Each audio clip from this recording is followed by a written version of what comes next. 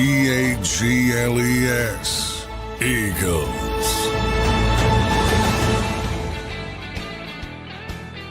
Welcome in, everybody, to a Monday edition of Birds 365 here on JAKIB Sports. I'm your host, Zander Krause. That's my co-host, John McMullen, back for another week. 12 now? 12 practices in the books. Preseason game number 2 coming up. And coming off tough news last night on Landon Dickerson. We're looking for an update on that. Johnny Mac, how you doing on this Monday morning, brother? Good. A shit show down there last night with open practice and Chris Brown concert. So hope everybody got in. If they were going down there, hope they enjoyed it. But obviously marred by potential injury to Landon Dickerson. Still a lot of uncertainty. Adam Schefter out there saying he's getting an MRI on his knee this morning. Now, we knew he was going to get an MRI. The question is, what is it on? And I don't know. You know, a lot of times you just say, oh, he's getting an MRI on his knee. And it can, you know, if it's on the knee, that's a positive. That is a big positive because of the grainy footage out there. Most people, even doctors Dr. Chow, who mentioned it's very grainy. It's tough to say. You can't say with certainty, but was talking about an Achilles. Another doctor I just saw was talking about an ankle or Achilles. So from that perspective, you know, it didn't look like the knee. It looked like the best case scenario, the ankle buckled, the worst case scenario, the Achilles, and, you know, that's a season-ending injury. If it's the knee, you know, maybe it's a sprained MCL or something like that, which is, you know, a week to week, you know, 4 to 6 maybe, and no one landing, probably 2 to 4. He'll try to get back out there as soon as possible. So still a lot of uncertainty, but some hope. There's not great footage. I'm sure everybody's seen it. We're not allowed to take video. The fans in the stands were, which makes no sense, but I digress. Right. But they can't prevent them. I get that. You know, I mean, they're in the stands and it's an open practice. They can't, in practice they do, where they can have a more controlled environment at the NovaCare complex. But there, everybody can film the whole practice if they want. But, you know, it's not like box high definition where guys like Dr. Chow can really, you know, give you a solid, pretty comfortable guess of what the injury is. So still a lot of uncertainty, and I know people want certainty, but we'll hear later today with the MRI results. But if Schefter is right and it's a knee, that's a positive because that means he might be back this season. Yep, we'll see about it. All the updates on Landon Dickerson today. You heard that from Adam Schefter. We'll see if there's more to the story or if it is an ankle or an Achilles. John, I watched the video and and I know the video is not great, as you pointed out, but I watched that right leg like rebound off the turf, and that's where I was like, I don't know. I'm not a doctor, and I'm never going to profess to be one, but that's what looked funny to me about the right leg, which maybe could have been, I don't know, maybe a hyperextension of some sort. I don't know what it is, but we will continue to follow along on all of that and give you guys the updates. The second we get an update, I'll go live on the channel and update everybody on the injury to Landon Dickerson. John, I think it goes without saying any missed time for Landon Dickerson would be a catastrophe. I mean, he's obviously an unbelievable football player, an unbelievable offensive lineman, really kind of the heart and soul off the field of that offensive line with the way he speaks, leads, and brings that type of energy. What would that type of loss mean for this football team? A team obviously with high aspirations coming into the year. Yeah, I mean, this is a top 10 player on the best roster in football. 3-time consecutive Pro Bowl selection. You know, in a lot of ways, besides Jalen Hurts, he's, I think, the most important part of the tush push, which is important to fans. He's the guy who sort of, is just his natural power as a player. So, yeah, I mean, I think the Eagles are better equipped to lose an offensive lineman than most teams. We've talked about their depth on the offensive line, and they're one of the very few teams that have been able to produce even behind sort of patchwork offensive lines, at least in the Jeff Stoutland era. But losing Dickerson for a long period of time, it's going to create, I think, a little bit of a butterfly effect in that I think you got to start moving people around. My presumption is it would be Tyler Steen moving to left guard, Matt Pryor probably insert a right guard, but there's a lot of options they could use. Kenyon Green's got to get back on the field, but this might put him back in the mix. And even Trevor Keegan, who's been spending most of his time trying to cross-train at center, he might be back in the mix. Darren Kennard could just play right guard if you just wanted to use the second team. So there's a lot of options, and they have way more options than any other team. But you're talking, no matter what way you go, you're talking a significant downgrade from Landon Dickerson. No doubt about it. We'll continue to be up, keep you guys posted on Landon Dickerson. I want to welcome and thank everybody for being here. It's kind of a somber Monday morning, Johnny Mac, whenever you see Landon Dickerson go down. But nonetheless, John, on another note, how about that practice last night, man? I said to the great people last night in the chat, I'm like, I think other quarterbacks in other cities dream of celebration and cheers like that. And Jalen gets it at an August 10th practice in front of Philly. Some quarterbacks don't even get that for their games, Johnny Mac. Pretty impressive how many fans showed up and the energy that it seemed was coming through the videos from the practice last night. Yeah, I would say, I wasn't here. These things started in 2013. I do remember the first one was the largest attendance. I don't know if they beat that officially. They had 60,000 tickets out. I do believe some people didn't show up because of the pretty significant traffic issues. But and remember, a lot of people are just donating to the autism charity as well. So whatever the turnstile count was, probably near 50,000, I would say. Just guessing. I don't know. I haven't seen an official number, but yeah, it's pretty impressive for a practice. And it's been that way. I mean, even on years they're coming off not the Super Bowl, there's 35, 40,000 people. So it's always been and nobody's going to argue with the passion of this fan base. So, I mean, they're coming off a Super Bowl. The quarterback, he got the MVP chance. Obviously, he's popular in the city, so I think that's no surprise. Yeah, no surprise. But it is still a credit to the city. We got a passionate sports city, no doubt, and I appreciate it. It's the reason we have this show, John, 5 years running on an Eagles show year round. Not many teams you'd have success year round talking about the football team late into June and July and all those different things. So shout out to all the great fans of the team and of us here on JAKIB Sports. We appreciate it. Johnny Mac, what else stuck out last night from practice? I only got a chance to talk to you for around 20 minutes. You mentioned Quinyon Mitchell continues to dominate. Jahad Campbell had a good practice last night. What was the gist of last night's open practice? It was practice number 12 for this team. Yeah, I thought it was the best showing of the pass rush the entire summer, which I think is a positive. I'm not worried about the interior. That's been good throughout, but the outside, the edge rushers, I think that was their best performance by pretty wide margin this summer, and that's obviously a positive. It's got to get better.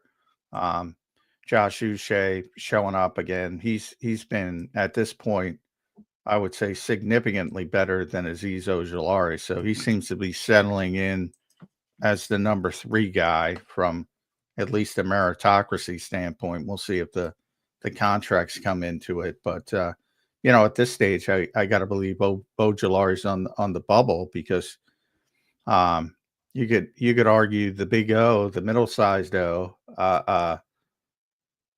Agbo, which is actually Obo, I guess, has played, really has been more noticeable So I think that pass rush was number one. The defense kind of dominated most of the practice. And then, Quinyon, you mentioned, is just, maybe he's been the best player this summer. If you think about some of the AJ's been out for a while. Devontae was out before. But I would say of the skill position /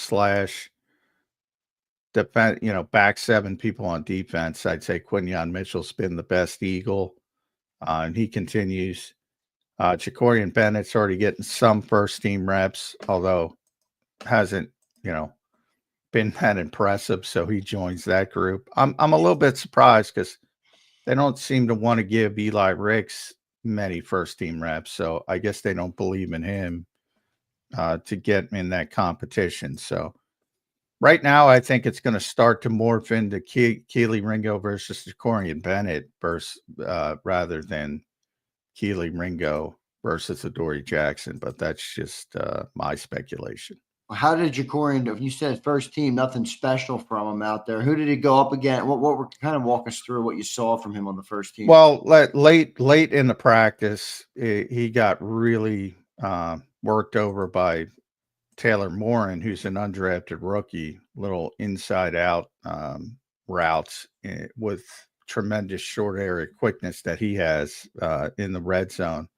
Probably got about, I think I mentioned last night, probably about 4 yards of separation, which is pretty significant down in a condensed area in the red zone, and made worse by, I think, Mac McWilliams gave him 5 yards of separation.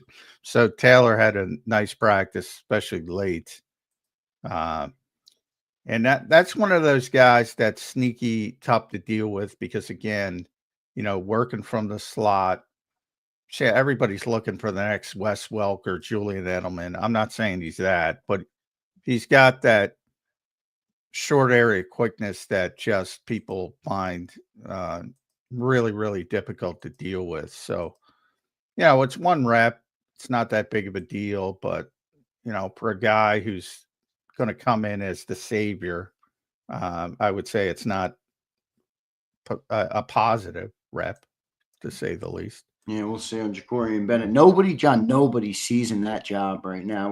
That's the hope, is that somebody comes into camp and there's a battle and somebody just runs away with it. Somebody seizes the moment. Nobody seems to be doing that just yet, but still plenty of time to go. What do we have?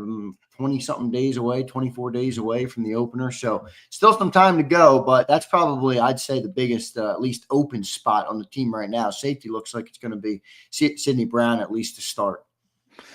Yeah, I would agree with that. I think Drew McCuber probably lost too much time with his shoulder injury. And we know, again, week one is not the be-all, end-all. Sidney plays poorly. They can probably go back to, not probably, they can go back to Drew or somebody else. But right now, it's looking like Sidney's got the inside track. And he's not doing anything to lose it. And Drew is still, a rookie and having some issues, especially with big bodied guys like Dallas Goedert, which should be no surprise as well, undersized safety. So he's got to learn how to sort of overcome some of those deficiencies. And that'll come probably with time. Again, he was the 64th overall pick, not the 4th. So, maybe people were skipping steps on Drew McCuba, and then when he loses some time, that's only going to make it more difficult, especially when Vic Fangio is your coach. But to circle back, because I did want to mention, so Dr. Chow got that grainy video we've all seen.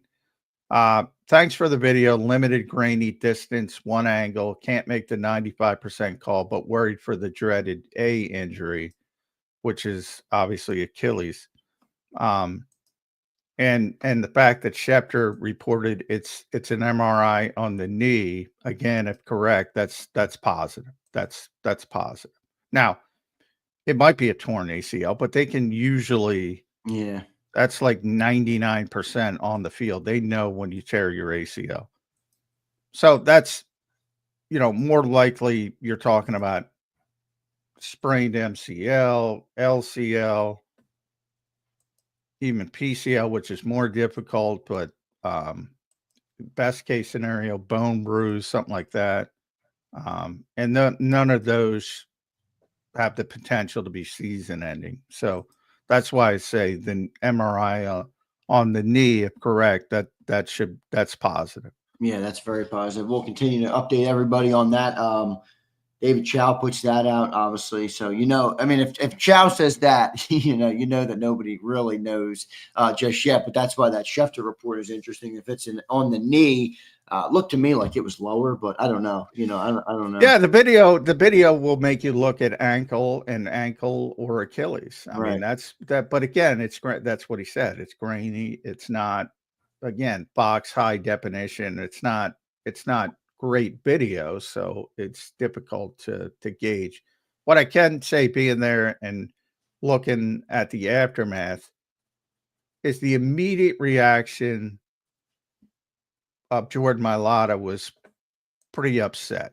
Now, again, players aren't doctors. I always go back to Britton Covey. Great dude. I hope he's doing well with the Rams. He thought he broke his hand. He didn't. They don't necessarily know in the moment. So, there's still some hope, I would say. No doubt about it. Good stuff there, Johnny Mac. We're going to talk to Jeff Kerr today and Chris Franklin. So two great guests coming up here on Birds 365. We'll get the rundown from those guys, what they saw last night. Was Chris at the practice last night or no? No, actually not at neither of them. So I'm your only practice. It was really difficult to get down there. Yeah, that's what I figured. It was a skeleton crew. Only what time? What kind of travel time did you have? It took me what usually takes me 20 minutes. Took me over an hour, which yeah, it was not. Part of the thing. On a game day, we can get there very early. We can beat the traffic. They open the parking lots late. Our parking lot very late, 4:30 for a 6 o'clock practice. So, you can't just sit there waiting for them to open the gate, and that kind of traffic. So you had to almost dive head first into the muck, and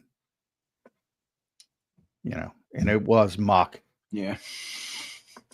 A lot of muck last night. Good stuff, though, for getting down there. Johnny Mac, shout out to all the Eagles fans that were at the stadium last night enjoying a good open practice. Yeah, those numbers, though, John, you mentioned them last night. God, they are brutal. I was trying to figure out who was lined up on Landon. It looked like I think it was Dave Hall, though, because he was lined up on the center to start, and then kind of shed the block from. Yeah, he was getting some first. I mean, on the Jalen interception, which should have been a Jihad Campbell sack. Also, we had a tough time figuring out who sort of forced the ball to come out. It wasn't tipped. The ball came out weird. It just seemed to slip when the ball came out, slip out of his hand. And Nolan Smith returned it for a touchdown. It was a backed up period, so it's only like a 5-6 yard touchdown, whatever. But and it should have been waved dead from a sack by Jihad Campbell. So either way, it was a great play for the defense. But we're sitting there over and over looking at video, again, grainy video. Couldn't figure out. I believe it was Jalen Carter, but those numbers on the white jerseys are just brutal to see. I mean, impossible from the press box almost. And, the Eagles do it, and they obviously auction off the jerseys for, their autism charity. But, man, just put regular numbers on there. The fans will still bid. Yeah, right. Good stuff. John, is this a possibility? All right. Let's just assume Landon misses sometime. I think he's going to miss sometime. I don't know. I don't want to speak. Well, I certainly would. Best case scenario, sit him down in the damn preseason. Exactly. Well, he's not playing in the games, but I mean practices. And training camp. But Connor checks in. He says Juergens back to guard and Kendall to center. Would that be even an option, you think, if Landon did miss time? Well, everything's an option. And the Eagles really like Cam Juergens as a center. Really like him. That's his natural position. He's a Pro Bowl player already. I don't think they're using that lever, but ultimately it'll be by getting the best 5 players. But they have so many options. And again, unlike most teams, I just ran some of them down. And my first thought would be moving Steen and putting in Pryor, because Pryor, I think, is their best right guard anyway, probably, at least coming off last season. And Tyler's played left guard. He played left guard when Landon had to move to center in the NFC Championship game. But so yeah, also have Kenyon Green. You also have Trevor Keegan, who can get involved, and that's another way that Kendall's I think going to be a good player. He's going to make the team, but I don't necessarily think he's ready right away. To me, their next best offensive lineman is Matt Pryor. So how do you get Matt Pryor on the field? That's to me the easiest scenario if Landon is out for a significant period of time. Yep. Shout out to you, Connor. Thanks for the super chat, brother. Appreciate that. On the $5 super chat. Thanks, brother. Appreciate that. Let's go to Jeff Kerr joining us here on Birds 365. Jeff Kerr from CBS Sports. Follow him on X at Jeff Kerr CBS. Read all his work at cbssports.com. Jeff Kerr, welcome to the show, man. Happy Monday to you. How you doing this Monday morning? Can I just start it off? Get rid of these open practices at the link. Oh, man. Why do you say that? You don't remember Stuart Bradley. No, yeah, Stuart, Joe Osman, nobody remembers either. Yeah, these guys keep getting hurt at these practices. I don't care how it happens. It keeps happening. Why would you assume that it's something to do with just because of the length of it, or what? Like, what's your angle? Why the hell are they practicing 2 hours? They never practice 2 hours. Yeah, that was to my knowledge. How about just make the link practice shorter instead of getting rid of it? Well, it used to be short, but look, I'm telling you, that grass is not ready for NFL football. It is not at NFL standard in August. I don't care what anybody says. I didn't really think of it like that, but maybe you're right. I mean, I don't know. Obviously, I'm not down there. I'm not a groundskeeper, but teams practice in these stadiums for these open practices because they're too lazy to actually open their practices for camp. That's the reality of it. Yeah. We got another doctor, who's tweeting about it being an ankle or an Achilles. I'm like, I don't know what the injury is. I hope Landon's okay. I mean, honestly. Same. But Schefter tweeted this morning that he's getting an MRI in his knee. By every indication, we got 3 doctors now saying ankle, calf, potential Achilles. I'm going to wait till the Eagles say something. Yeah, so I guess exactly. Tuesday. Yeah. And the grainy footage. Yeah, we'll know Tuesday because obviously he's not going to practice Tuesday. They'll put out the daily practice report and they'll have to designate the injury. By the way, John, I do have to laugh here. All these Eagles fans that tape every freaking play. You can't get that one? Oh, wait, that's right. It wasn't a highlight. Well, they did get it. It's out there. One person got it. Yeah, it's very grainy. But, yeah, I mean. So I'll shout out to him, but we're hurt. You came in hot today. You're mad. You're mad at the open practices. You're mad at the fans for not getting video. I don't like the open practices. I don't. I never did. And by the way, there was a Chris Brown concert going on last night too. So great timing. Yeah. By the way, when they put together in Lincoln Finance way back in the day, whenever. Remember they had that rule you can't have 2 events at once to limit the they don't give a shit. I mean, and it's I don't know why, but I guess my only assumption is there's a lot of prepaid parking now versus what there used to be when people would just show up and pay for parking.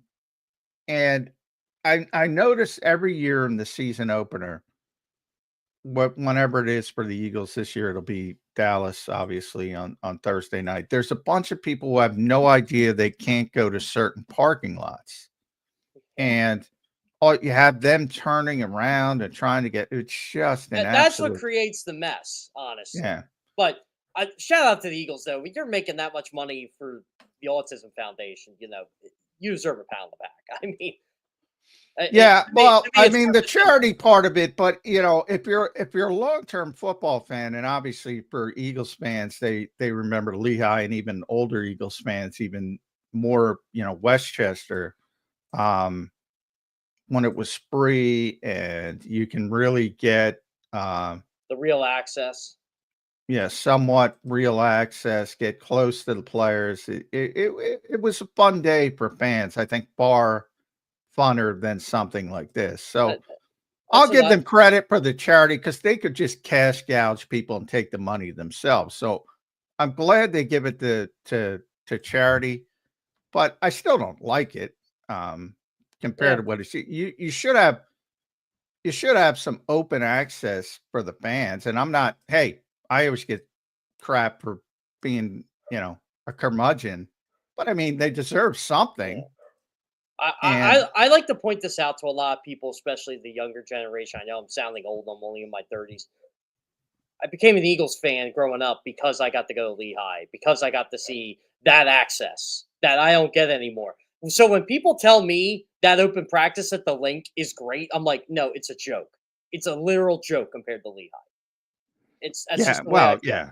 Well, Westchester was even better because Oh yeah, that's what I heard. And like I was too young to remember Westchester. I remember going, but I don't remember it that well. Jeff, you're too much of a curmudgeon to be in your 30s. Yeah, Come on. you're getting one. You got This is fun. You got to this get is another ours. puppy or something, Jeff. I need something to I am slow this tired. down, man. I'm just tired of people telling me how great that open practice is. You get nothing. It's Absolutely. not the fans' fault, though. I mean, you know. It is the Yeah. fans' fault because they don't know and they don't want to know. They don't want to learn anything about history. I'm getting tired of hearing 2015 was the worst Eagles season they've ever experienced. Oh my God. Are you blaming the fans for Landon Dickerson getting an injury? I am not blaming the fans for that, I'm Zander. That's you. blaming, You're creating that yeah. narrative. Well, Well, I listen, was you can correct it. That's fine. I was told that yesterday's practice was supposed to end at 7:47. Well, it did end at 7:47. And they kept going. Now, again, when I get these practice times every day, and sometimes, and they often vary. They often go It ended a early little on bit. Saturday. Yeah, they often go a little bit longer. Sometimes they go a little bit shorter. So it's not the be all end all. That's just scheduled. It was scheduled to go to 7:47.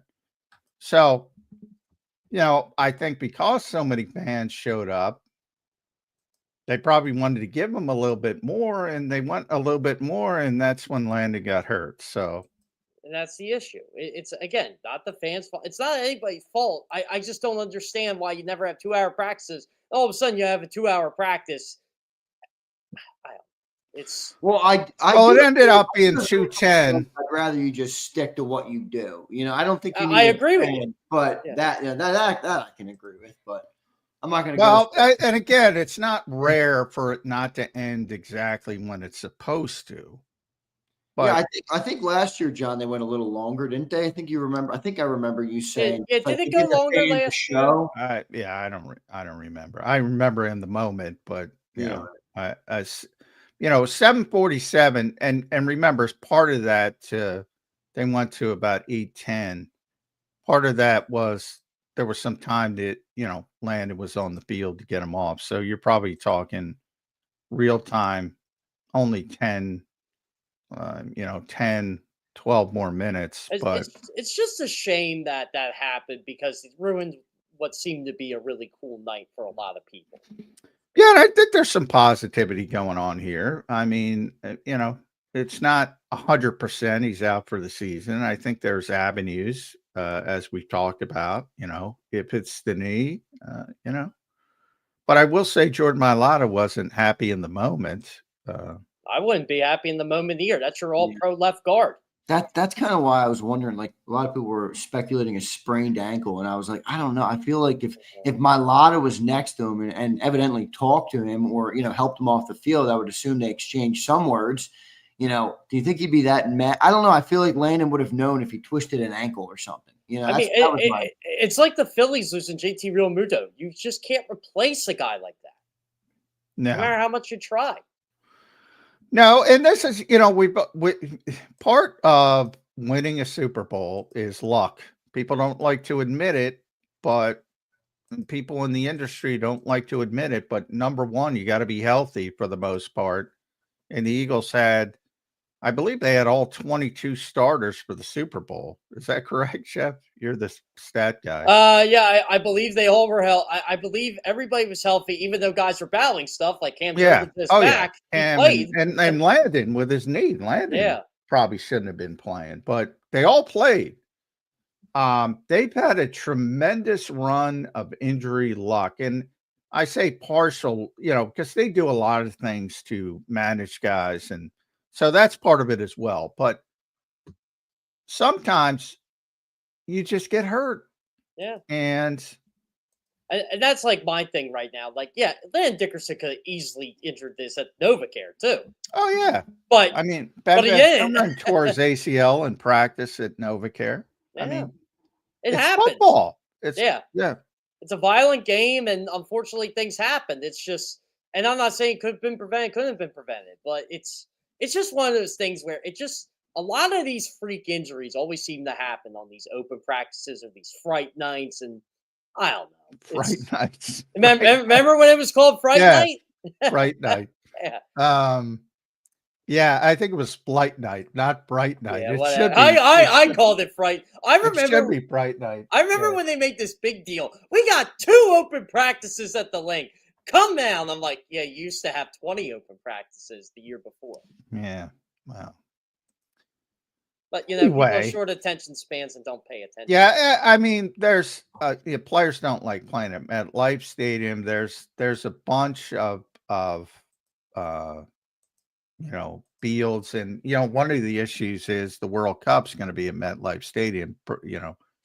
And they're finally replacing the field turf with grass, and they'll do it for FIFA, but they won't do it for NFL players. It's bizarre. That was one of my favorite moments last year when Mekhi Becton just goes unhinged on MetLife Stadium. Oh, yeah. And Jets fans loved it. They're like, oh, my God, he's finally saying how bad of a field this is. Yeah. And he went off about the locker room, how they have to go all around the stadium in the locker room. And I said, yeah, we got to do that too. I bring that up because I haven't heard a ton of complaints about Lincoln Financial Field and the playing surface. And usually when I do, it's when there's a Temple game on Saturday. That's usually when I hear it. And I have to get it back pretty quickly, but there have been quite a few injuries on these open practices. Yeah. And look, because they're having concerts there and they're having a lot of stuff to keep it operating, which I don't have a problem with. I don't know. I'm just not a fan of this whole let's have these training camp, and this is everybody. Let's have these training camp practices in these football stadiums when, look, let's be real here. They're not in the best shape in August. They're in the best shape in September. Not all. I get it. I get it. I'm just, I don't think the NFL is going to change much in that regard, but, and I'm not going to sit here and point the finger. The only thing I would say is it's a little unfortunate that it happens in the last 10 minutes, kind of it sucks. Luck of the draw. It does suck, but I don't think it's anybody's fault. I just think exactly. I don't think it's anybody's fault either. It's not an ideal situation the way it unfolded, but look, it's injuries. John, I love that Zach Ertz quote you always use. There's 100% chance of injury if you play long enough, and this team's been really lucky with injuries, but we got one here. And Jeff, any idea what? I know you're not a doctor. I'm not trying to say. I'm not a doctor. Any gut instinct on like what you think or anything you took away from the video that might be different than what everybody else took away from the video? I always just look at worst case scenario, right? I just look at it as, okay, guy's probably going to be out a bit.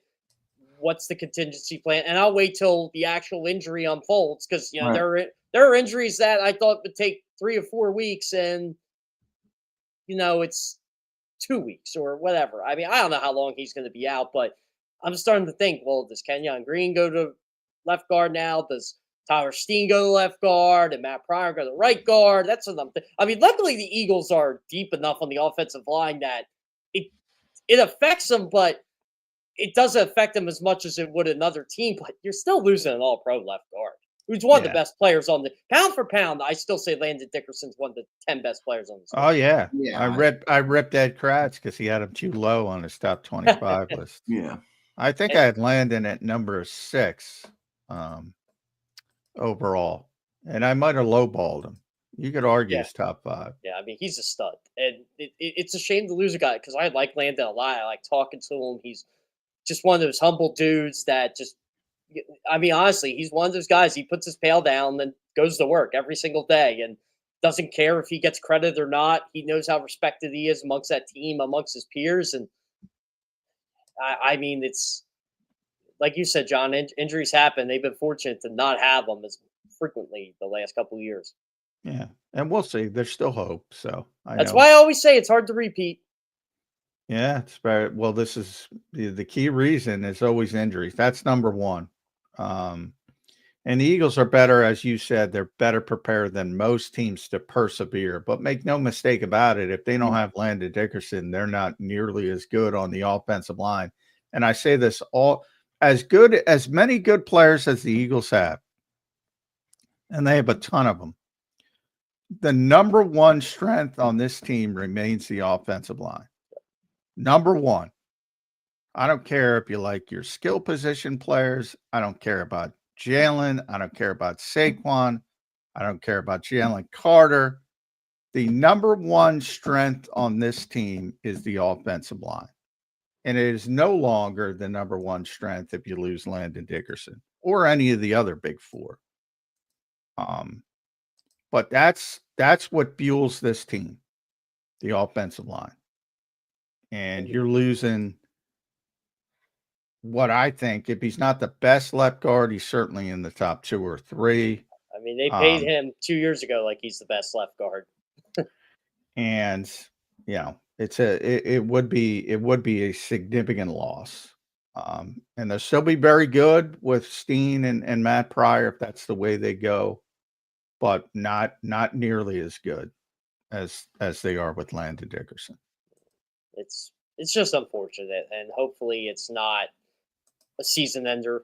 I mean, it could be. I don't know. I don't want to speculate because it is. It could be an ankle sprain. We don't know, but it just from that what I saw in that training clip. Yeah. Just I don't know. I'm not positive. If it were an ankle sprain, Landon would have got up and he wouldn't have been carded. I mean, that's another thing I say about Landon. In a tough guy league, he's the toughest guy on the toughest team. And he would have made it back to the locker room. He's the guy who sticks his hand in the hornet's nest and doesn't get stung. Yeah. Well, he got stung yesterday. Yeah, he got stung yesterday. Yeah. We'll see how bad the sting is. Hopefully it's week to week and not, as Nick Sirianni would say, season ending. Which may make it even worse because week to week, because then we'll be talking about when's Landon coming back. When's Landon coming back? Not till the stinking week before. If it's week to week and it is not that serious, they're still, sit them the hell down. Either way, this is why I'm fired up today, Zander. Because when you're hearing from national people, oh, well, he was on the injury report Saturday with a knee injury. Okay, you forgot to omit he wasn't on it on Sunday. No, he wasn't. So stop with that. That drives me nuts. Well, and that's why I hesitate with the MRI news, because sometimes it's just the default. Oh, he's getting an MRI. Yeah, right. Well, yeah, of course he's getting an MRI. Well, no, we all knew he was getting an MRI, but specifically Adam mentioned knee, and I'm like, is it a knee? We all know. It's possible. And when the practice report comes out Tuesday, we may not know until Nick says something. Yeah, Nick is not scheduled to talk. Talks Tuesday. Wednesday. He talks Wednesday. Yeah. I won't be there Tuesday. I'll be in New York. Well, Tuesday's a Michael Clay day, so Nothing against Michael. He's a great dude, but You should ask Michael Clay about Landon Dickerson and see what response I don't you think. get there. Yeah, I don't think you're getting much of an answer. That's like when you ask somebody about Shador Sanders. Can we stop asking Eagles about Shador Sanders? Nobody gives a shit. Can we name drop a guy? I warned certain people.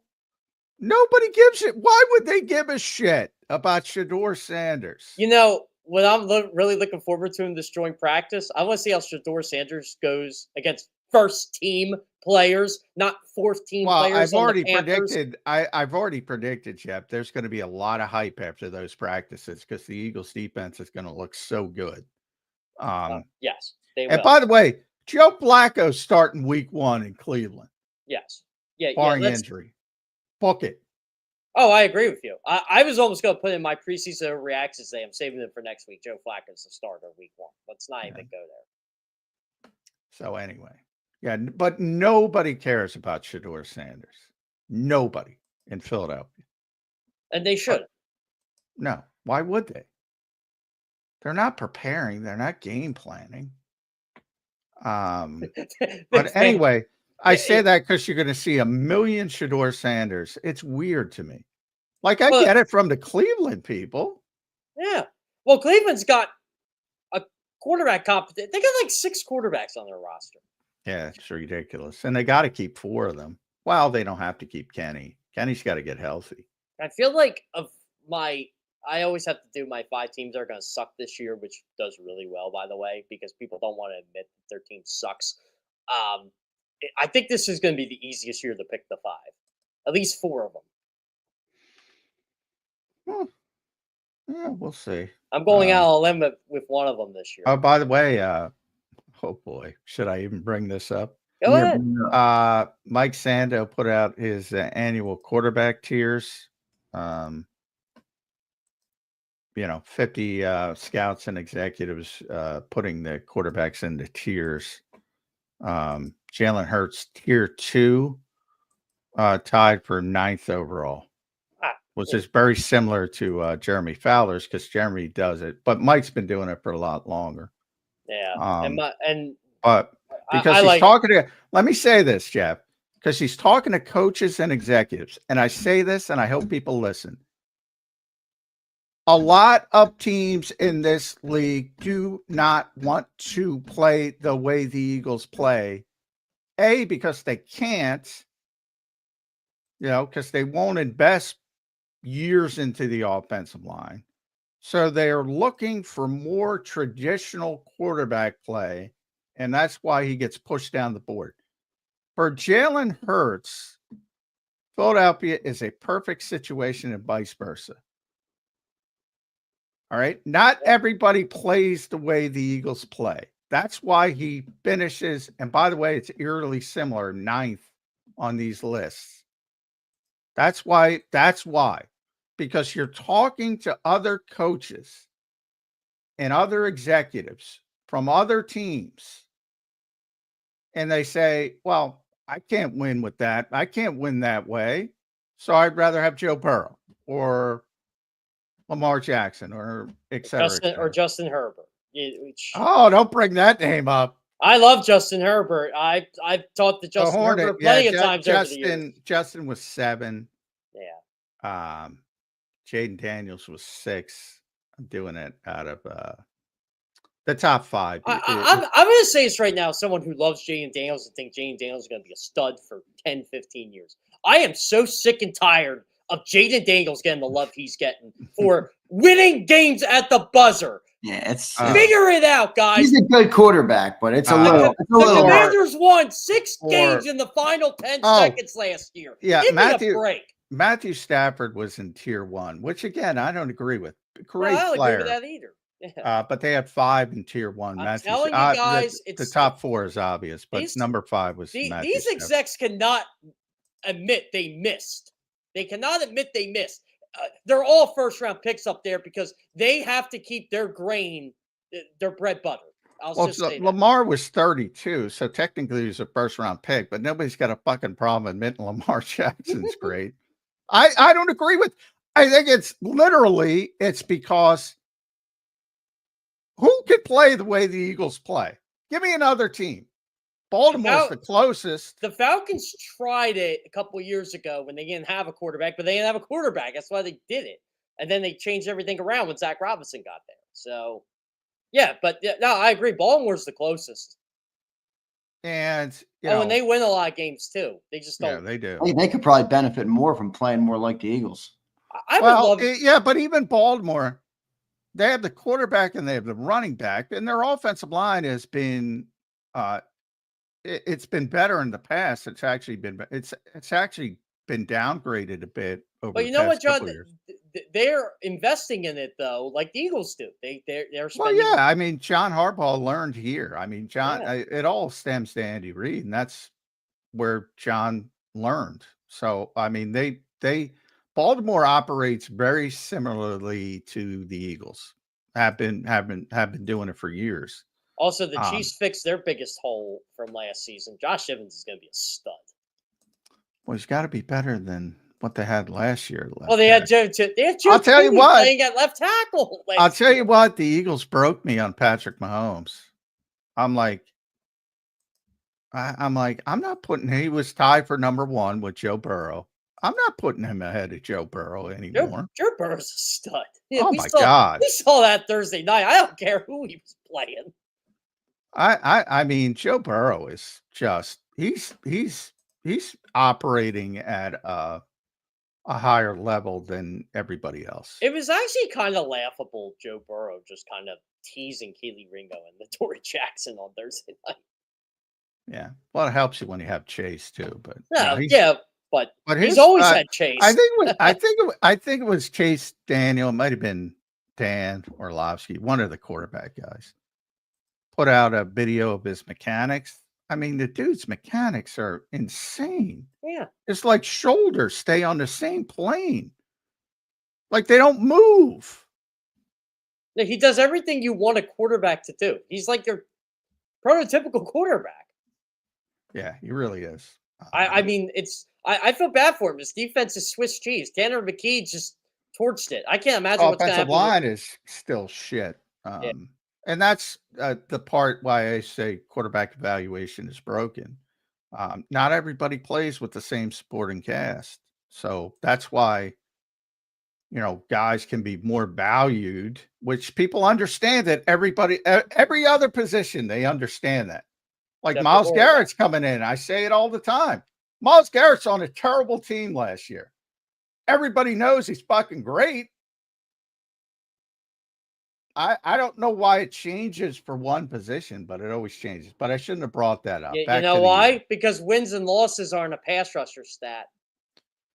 Well, they're not in anything stat. You know what I think the problem is, John? And comes back to your quarterback evaluation.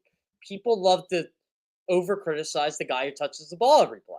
The quarterback. They got Myles Garrett doesn't touch the ball. Too much credit, too much blame. Yep. Too much credit when they win, too much blame when they lose. No doubt about it. I mean, we see it in our industry. One of my top stories this weekend was Tanner McKee. I wrote about Jacorian Bennett. People cared. Not as much as they did Tanner McKee. Well, he was coming off Montana level performance. He's still a quarterback. He's still a quarterback, though. I'm joking. I could write about DTR. By the way, Tanner didn't look as great last night. That's what I heard. Practice, but no, he's a good backup quarterback. But he's a backup quarterback. And hey, I'd rather have Tanner McKee than Tyler Shuck. Although Tyler evidently performed pretty well in his preseason debut as well.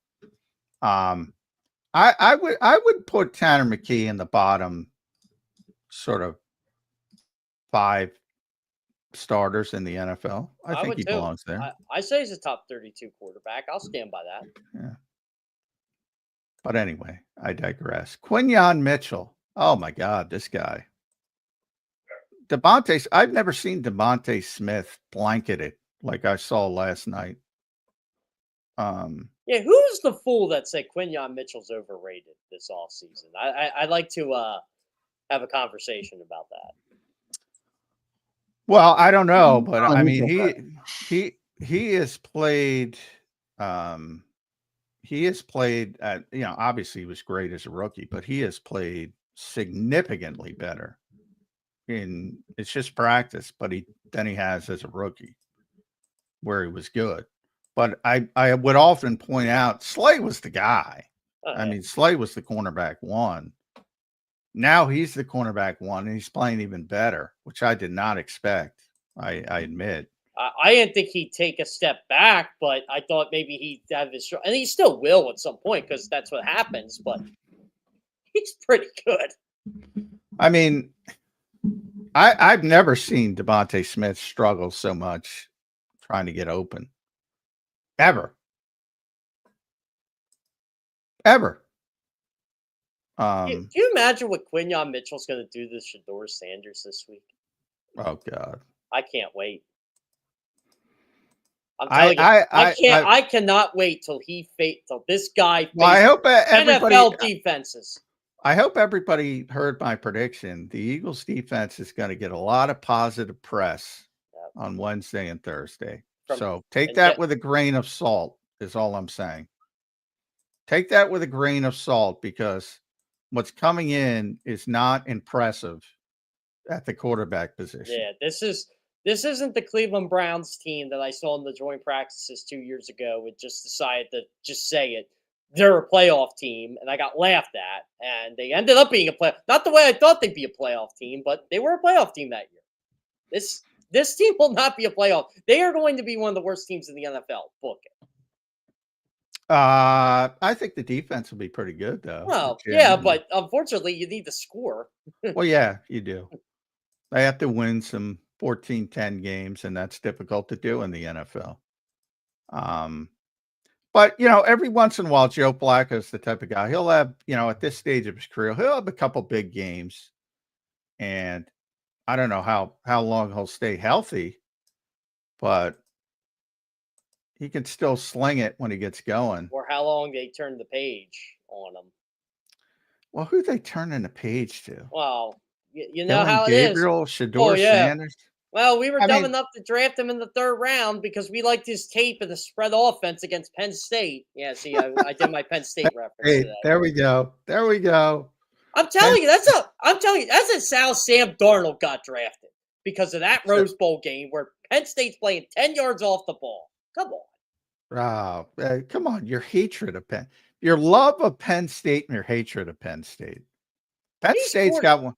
They give these quarterbacks way too much credit. By the way, Penn State was all over Feldman's freaks list. They got. Oh, I know. They're overhyped too, and I love them. They're overhyped. All over. I mean, they were all over that thing. They better be good. They should be good. I don't know, John. I have a feeling you're going to be busted on me a lot of Mondays and Wednesdays. Really? Well, Drew Heller's going to be a 1st-round pick. Yes, I don't know how that's humanly possible from what I've seen, but yeah, I'm the same way. I keep getting told I don't know quarterback about it. I'm like, okay, that's fine. I don't, but I don't see it. Yeah, I don't see it either.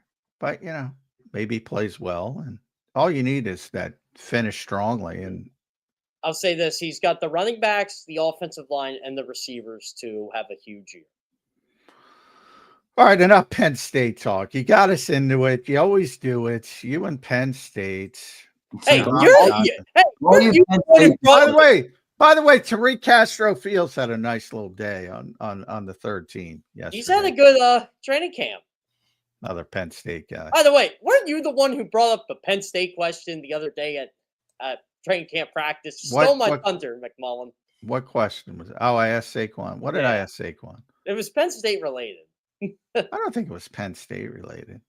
I just stepped on your toe. Sound like Johnny Mac, Jeff. No. I'm going to send a group text when I find it. I don't know, man. I think it was just I stepped on your toes because I dared talk to Barkley, not your dog, Saquon Barkley. So you answered my question. You did. You helped do my job. I don't think it was Penn State related. I don't. But I'll check the transcript. It might be. Look, the minute I talk to these guys and I write about it, I forget about it because then you're on to the next day. Yeah, that's how I am. You're on the next one. I asked Dotson the Penn State question the other day, so don't feel offended there, John. Yeah. Well, I'm never asking about Jahan Dotson about Penn State. What do I care? But he's having a good camp, Jahan Dotson. It was more of a punt return. He actually he was given a lot of the that was answers. the trash talking. I'm looking back at Saquon. That was the trash. I asked him about BG. Yeah, you did. And then it was like, he gave that great quote about BG is annoying. Which was awesome, by the way. Yeah, it was a great quote. He did it, by the way, jokingly. He's not insulting. Because I do miss Saquon's BG, been oh, by the way, Saquon touched it like freaking 15 times yesterday. What are they doing? What are the bubble wrap? I don't know what they're doing. Speaking of BG, to me. I do miss BG going ha like every 5 seconds. I think it's funny. People think it's annoying. I think it's hilarious. I miss BG and general. He hasn't been around. I'm surprised. Yeah, I asked about that. How'd the meeting go? That's what I want to know. He's got a lot of shit going on, taking advantage of people want him to come in for various events and stuff like that. But I'm surprised because, Saturday? What day is it? Yeah, Saturday. Brandon Brooks was there. Fletcher was there. Ndamukong was there with Sky Sports. He doesn't want a taste of it yet, John. He needs a year out of it, man. He's going to be depressed. I think. Kelsey's basically another assistant offensive line coach. He pretty much is. I saw him talking with Kendall and Dickerson the other day. Yeah. They were talking for He was running screens. He was catching screens when they were working on landmarks. He's having a ball. Coach Jason Kelsey. Yeah. So he's been around. He'll be the first coach to have a podcast. Malcolm Jenkins. Malcolm Jenkins is always around. Not always, but he's around. He's around, yeah. Torrey Smith was in with Sirius. Bunch of ex-Eagles. No BG yet that I've noticed. Couldn't miss. There's a shitload of people, but I was actually laughing the other day when I saw Barrett. Barrett's always there. But. Well, no, but they had him as one of the Eagles legends. I'm like, what a cop out. He's here every day. Yeah, he's here every day. Well, they got Vinny Curry was here as one of the Eagles legends. Irving Fryer was one. Who else? Yeah, that's. And they'll have a big alumni where I think they had Bobby Taylor the one day. I think I saw him there. Yeah. Sometimes you don't even spot him, but BG will make himself known because he'll come over and hug everybody. So if he was there, I'd know. But yeah, anyway. All right, Jeff, I know you're a Penn State truther. How about Tarleton State truther? I want Darius. Oh, Darius Cooper, baby. I love it. On the football team, Jeff. What do you think of him and what he's been able to do? Now he's getting some reps. I love Darius Cooper. I love how he introduced himself on Thursday. Me too. Darius Cooper, Tarleton State. I'm like, I know where you went. Don't worry about it. But yeah, he's been impressive this entire camp, and I was really happy for him on Thursday night because he's such a good kid. He's a humble guy. It's you can tell he's just trying to make a dream happen, right? There's definitely room for this kid on this team, whether that's the 53 or the practice squad. But it all depends if they keep 6 receivers or not. Well, I said on last night's show they had him as the first team kick returner and practicing gunner reps, so they're trying to find a spot for him. For those who know Vince Papali's story, that's how he got it. He was impressing in practice, and then all of a sudden they put him on special teams. And I asked Nick before the practice about Darius Cooper and getting first team reps, and obviously AJ's been out, but earned it. That's what Nick Sirianni said. Earned it. So his. Funny, I went and looked up his Tarleton State tape, which evidently there's not much. I mean, it's D1. No, but against Baylor, the thing that sticks out about it is it kind of reminds me of like a high school tape where you watch an NFL guy on their high school tape and there's nobody on the field that's anywhere as close to as good as him. Darius Cooper was running around those guys in D1 AA like they had no chance. Funny story, Zander. So last year, I don't know why I was watching it because I'm just obsessed with college football. I was watching Baylor and Tarleton State. I don't know why I was watching it. I think it was just on. It was background noise. and Charlton State's playing. And, like, this guy's just beating Division I corners. I'm like, who is this guy? I never even heard of him. It was Darius Cooper. And then I look him up. I'm like, does this guy have any Division I? Nope, not at all. He was like Ja'Cory Ben. That's one thing I've talked to Ja'Cory Ben about. I'm like, nothing. No Division I offers. Goes to JUCO in Kansas, and all of a sudden, 27 after grew up. That's pretty much what happened. Darius Cooper just never got that look. I think might have a chance to get a look here. The other thing is with him, Jahan Dotson only has one more year here, right? We all don't expect him to get an extension here. I mean, we're already paying two top receivers. You got a guy now who I think can play outside, who's probably, I mean, it's maybe too early to say, wouldn't be that big of a drop off, but I think he could slot in next year as a viable depth piece receiver for this team.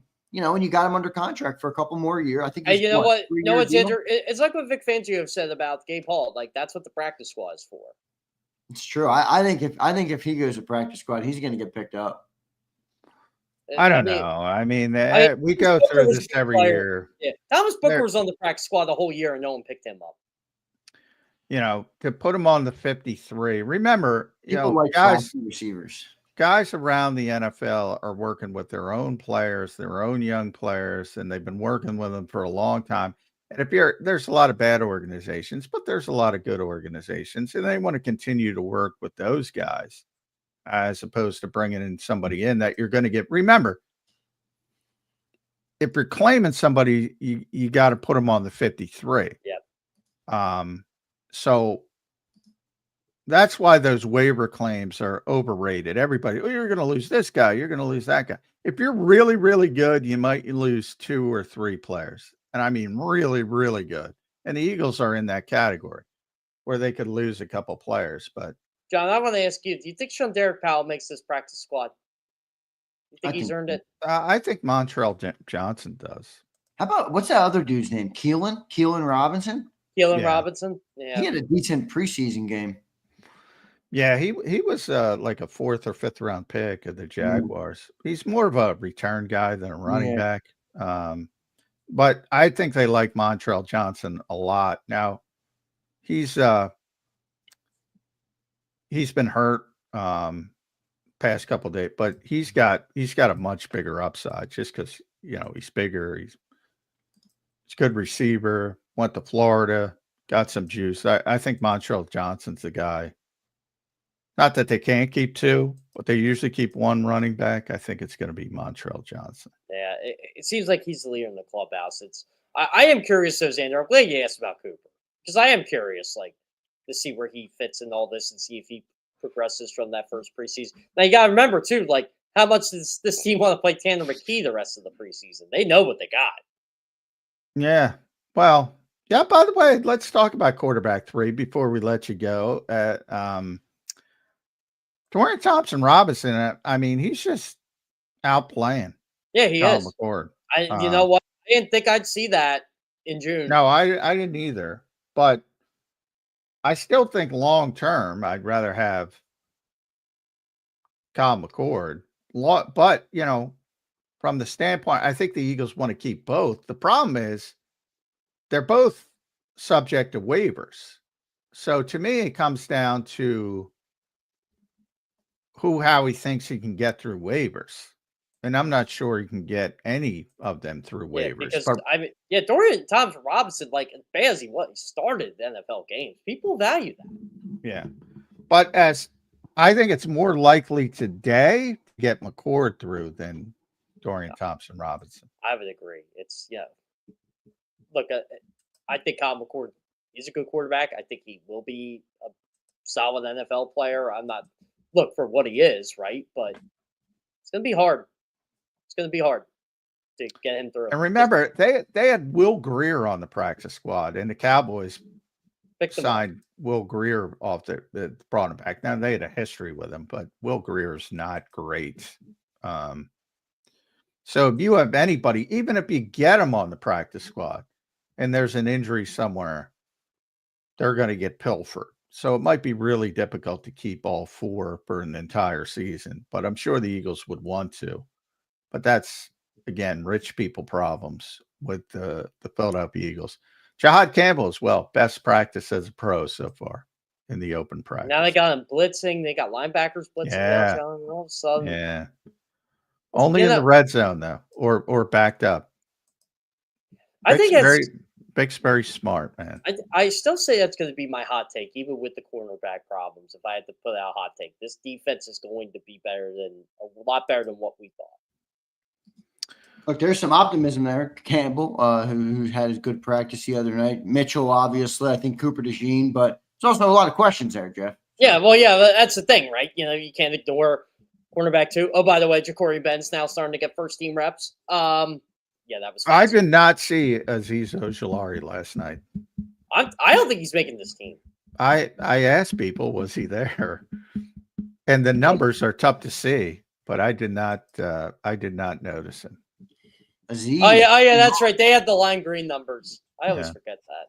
Those are brutal, Jeff. Brutal. On the white jerseys, impossible to see. Yeah. Impossible. And the lights too. It's even worse. Yeah. All right. At Jeff Kerr, CBS, make sure you follow Jeff on the X platform. Does a tremendous job there. Going up to New York for the CBS media kerfuffle thing. Yeah, it's gonna be a fun day, but it's gonna be a long day. There's a lot of stuff going on, and I hope you're taking the train in. Oh, I'm taking the train. I don't drive to New York. Yeah. New York is not one place. Yeah, there's gonna be there's a new NFL Today crew. There's a couple new game announcers. There's a lot going on this year. All right, say hello to Tony Romo for me. Yeah. He always likes to tell me how good the Eagles are going to be every single year. And well, you guys can connect over your evident hatred for the Eagles fans that you came on here today and I told Jeff I think Tony Romo's one of the best color guys ever, but they pigeonholed him. Yeah, I don't hate fans. I just think fans are uninformed, and there's a crowd that they have to say what's on their mind every single day. I don't care what you think. Figure that out. I love that Jeff takes some of the heat off me. I don't care about fans. There are a lot of smart fans. Quote, I don't care about fans. They're just uninformed. Jeff Kerr, send him the hate mail, not me today. Thank you, Jeff. Not Birch 365. There are a lot of smart. There are a lot of smart ones, though. I will say that. It's just the vocal minority always comes out. You got a couple dweebs on Twitter that you're lashing out at, I'm sure. And they all don't have a face. Yeah, they all have. Yeah, they never have the face. You know what? They talk about accountability. That's the number one accountability right there. All right, Jeff, get out of here. Jeff, your time here is done today. You're bashing the. All right, we love sometimes you need to hear. Sometimes they need to hear it. I'm gonna send you something in the mail. It's gonna be curmudgeon medication. I gotta figure out how to get it. Its effects stop working after 40, so I don't know how much time you got left, but we gotta slow this down, Jeff. This is. I mean, you're gonna be. What are you gonna be when you're 50, Jeff? You're gonna be You're on social media every day when people are telling you the Phillies suck, even though they're 5 games up on first place. It's you know what you got to do? You got to hit send on your tweet, and then you got to just turn it off. Turn off the notifications. They're off, but you see them because I hear you. Because it's a shit show. Hey, look, to Jeff's point, like if you make a problem, if you make a mistake at Eagles practice, Nick Sirianni puts your number on the film at the bottom, and you get called out. There's accountability if you make a mistake. If Jeff and I make a mistake or anybody else, our name is there. You know, if you don't put your name on your stuff, it's tough to take you seriously. That's fair. Yep. That's fair. Jeff, thanks for being here, brother. Make sure you guys follow him at Jeff Kerr CBS. Read him at cbssports.com. I'm feeling like we got a happy Jeff Kerr coming next week. What do you think, Jeff? Hey, part of this is my fault. I'm turning Jeff into curmudgeon. I hang out with John too much for practice. This is almost entirely McMullen's fault. I apologize. Hey, look, I'll give Eagles fans credit on this. I tell Phillies fans, will you guys just learn to enjoy things for one goddamn second? Eagles fans have been enjoying the Super Bowl for 6 months, and I love it. Keep it up. That's good. All right, Jeff. Thanks, brother. Appreciate you being here. We'll talk Thanks, to you bud. Yeah, Enjoy see you New guys. York. Yeah. I will. Avoid the urine in Penn Station. Yeah. Man. Oh, don't even get me started on that, John. Yeah. All right, Jeff. Why I'm a curmudgeon right there. There you go. All right, Jeff. Thanks, dude. See ya. See ya. All right, there's Jeff Kerr joining us here on Birds 365. Jeff came in hot today, John. Yeah, he was Taking- fired up. I mean, taking some first of the comment out of his mouth, you could see the ray was like fire coming out of his ears. By the way, speaking of the Shador hype, Mary Kay Cabot, who covers the Browns, Kevin Stefanski wasn't ready to say if Shador Sanders will start Saturday versus the Eagles. But he will, because they're not going to start Joe Flacco, so they got to start somebody. It'll be Shador in the game. Did you see any of his tape from the other night? I saw some highlights. I'm like, it's a preseason game. You know, Yeah. Tanner McKee was better. Tanner McKee was money in our preseason game. No doubt about that. No doubt about that. I don't know. I kind of hope Shador does well. They have a weird situation there with Dylan Gabriel and Shador. I mean, I don't know what they're doing. Say what you want about Shador. I happen to like Shador. I think he's going to be good, or at least has a chance to be good. But I don't know what the Browns have done with that entire room. It's just a weird situation all around.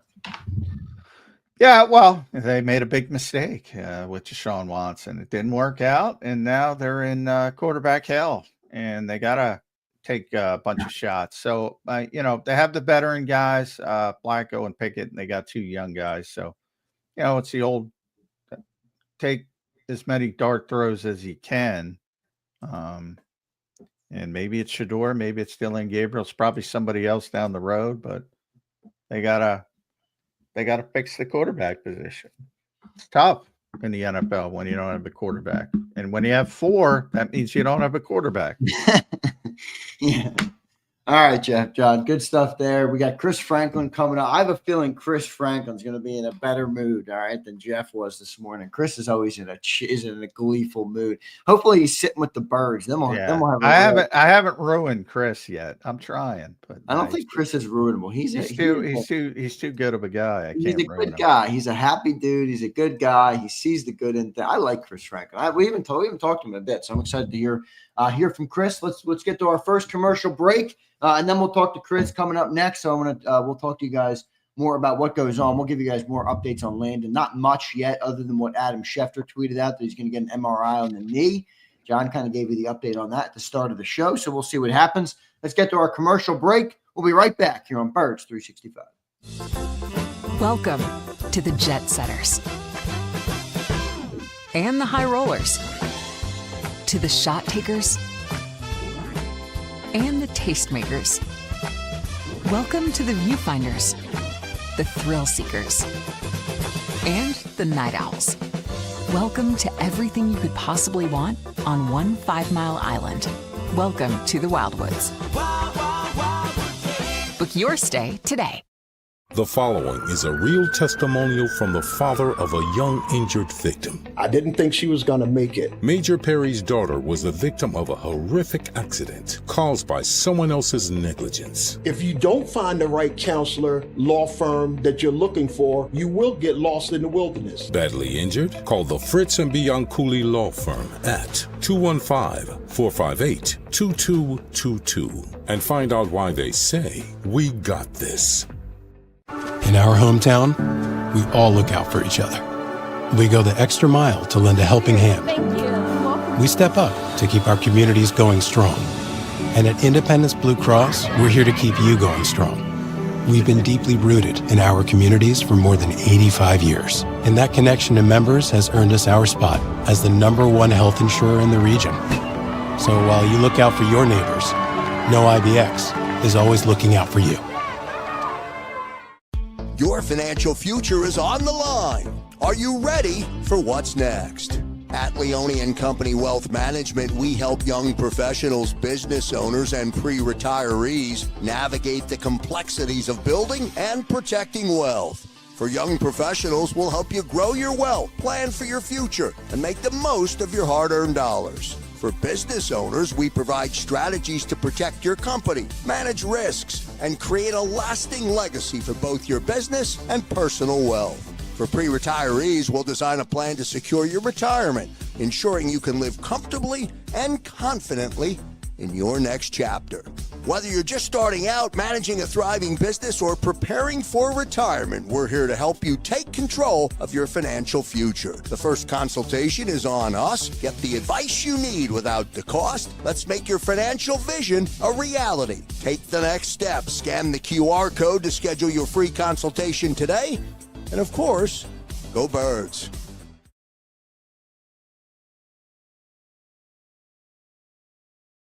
Welcome to the Jet Setters and the High Rollers, to the Thrill Seekers and the Night Owls. Welcome to everything you could possibly want on one 5-mile island. Welcome to the Wildwoods. Book your stay today. EAGLES, Eagles. Welcome back in, everybody, to a Monday edition of Birds 365 here on JAKIB Sports. I'm your host, Zander Krause. That's my co-host, Johnny Mac, John McMullen. Give us follows on X at Zander Krause and at JF McMullen. Wrapping up practice number 12 yesterday. Was open practice at the Link. This week they got, John, what's the schedule this week? I know the Browns come to town. We got two joint practices with them and then a Saturday preseason game versus the Browns. What's the agenda this week for the Birds starting tomorrow, I would assume? I know they're off today. Yeah, players are off today. Tuesday, back on the practice field in advance of the Browns. That'll probably be a lighter practice for obvious reasons. Wednesday and Thursday, joint practices with Cleveland. Friday, walkthrough. Saturday game with Cleveland. And again, for both teams, those Wednesday and Thursday practices are going to be where the starters and the key reserves get all their work. And you're probably going to see, I doubt you even see Tanner McKee in this one. It might be, you split it with Dorian and Kyle McCord. And from Cleveland standpoint, I do think you'll see Shedeur Sanders probably start the game on Saturday. Joe Flacco will be getting most of the work. Not sure where Kenny Pickett is. I know I saw a couple days ago he's about ready to come back. So I would imagine those would be the two guys doing most of the work in practice. So I expect you to hear some good news about practice. From the defensive perspective, at least. Myles Garrett might blow things up, but we'll see. Myles Garrett is an absolute unit, dude. He is a beast. So that's going to be cool to see him come to practice this week. So two of those, and then the Saturday preseason game is 1:00. So I guess that's pretty good for you, John. You don't have to. Yeah, you don't have to worry about getting locked in. Locked into the. I was worried about you getting locked in last night. You didn't get locked in last night. Yeah, last night. Too much, It was too early, and obviously a lot of stuff going down in South Philadelphia, but did not get locked in. But we're in a different lot for the practices. We're in the lot closest to Lincoln Financial Field, so they closed that a lot earlier than the normal lots. So yeah, it's ridiculous that we have to worry about shit like this, but now we have to worry about shit like this. I wonder if Chris got locked out. I didn't locked in. Chris, I haven't talked. Let's ask Chris. Before I bring him up, I know he's listening. I want him to know that we miss him on Bird. I get a comment sometimes. People are like, "Yo, did you piss off Chris Franklin?" I'm like, I don't think I pissed off Chris Franklin. I don't know where he's been. I know he's a busy guy. I know he does a great job for NJ.com. So let's get to him right now. Joining us here on Birds 365. You can follow him at C Franklin News. There he is, looking dapper. I like the glasses. What's up, Chris? How you doing this Monday morning, brother? I'm doing great. Nobody pissed me off. Nobody Chris is too nice. Even I can't piss off Chris. It's tough. Yeah. Did you get locked in? I did, but I found a way out. It was very close too. It basically was like the gate where you had the gates to go in there. Yeah. There's about 50 yards in that little road that goes back. Yeah. It was still open. It's still open. The gate. Open. Yeah. I forgot to look. Yeah. That normally, yeah. That's smart. Yeah, I didn't think of that. If anybody has any reference, like from my age, it was sort of like Legends of the Hidden Temple. You had to run around, find a way for it, get back there. I didn't see old Mac running around. I had to make sure I run out that way, got through and won. So yeah, it's like that. bad. It felt Yeah, like that. we shouldn't have to worry about that shit. Which I imagine, Eagles PR got locked in as well. So maybe they'll make sure it doesn't happen because it affected them. But man, they locked in everybody. It was bizarre. And it is preseason, so I guess everybody's in preseason mode. So Everybody is. It's fine. I just want to make sure we're all secure. That was all. Make sure we're all safe from everybody else. yeah, make sure we're all safe. Yeah. All right, glad you made it out. Landon Dickerson didn't make it out healthy. We don't know, a lot of uncertainty, but went down with a potential serious injury. He's getting an MRI this morning. Everybody saw the video. I got like 3 doctors so far thinking ankle, Achilles. Schefter's tweeting it's a knee. They're MRIing the knee. None of us are doctors, but Landon has a significant history of leg problems dating all the way back to Florida State. He's torn both ACLs. Last year, he played through significant knee injury through the Super Bowl, had surgery. But boy, this is one of their best players, Chris. This would change the landscape dramatically if he's not available. Just your thoughts on the Landon Dickerson injury. Yeah, this is where your depth. Hey, I started this. They can't to have any modicum of success here this year. They can't go a full season. If they want to repeat, they need Landon Dickerson. He's that important of a player that you need that, because right now you have Tyler Stevens who stepped in, but he was your reserve guard last year. Now you're hoping that at least Kenyon Green was going to be your guy, but he's got the shoulder issues and he's still very unproven as well too. So you're looking there. Do you dare go Matt Pryor again? I'm not feeling fully. Trevor Keegan, you got the option there, but Kenyon Green, Kenyon back. How about that? He's like the Undertaker popping up. His career needs to go. Chris, by the way, I agree with you that Landon's too important to this team to go and win a Super Bowl without him is going to be a very tough task. I mean, I think he is that important. It is, but the other thing, if anybody's looking for like a glass half full thing, we've seen him go down during the regular season at times where he hasn't come in and finished a half or whatever, and he comes back and he's playing next week. Yeah, he's the toughest guy. I would say it's a tough guy league, but if I were rating the toughness of Eagles players, and there's a lot of tough players, Landon's number 1, man. He plays through everything. He's definitely up there. And like you said, like I've seen things saying it's an ankle and ways that I've seen things with the foot. He killed. For them, if I'm the Eagles, I'm hoping at least it's just some bad thing, or at least like a high ankle sprain or something like that. Yeah, you're hoping for week to week instead of obviously season-ending injury. And it's early enough to where week to week could mean he'd be back for Dallas on week 1. So there's still some hope.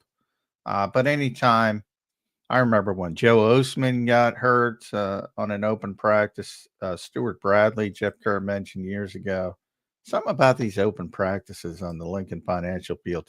I don't know, maybe too many concerts, too many Luke Bryan concerts, whoever is running, I don't know. They throw these people. I don't even know how Taylor Swift, obviously, it's been a while, who can sell out Lincoln Financial Field. I don't know. Is there something to the turf at the link being an issue? Are we turning into MetLife? No. That MetLife. They're fixing MetLife for the World Cup. Yeah, it's going right back. Cheap. I don't get that. How can't the Players Association be like, this is bullshit? Yeah, if they work for the players, but they don't. Yeah, right.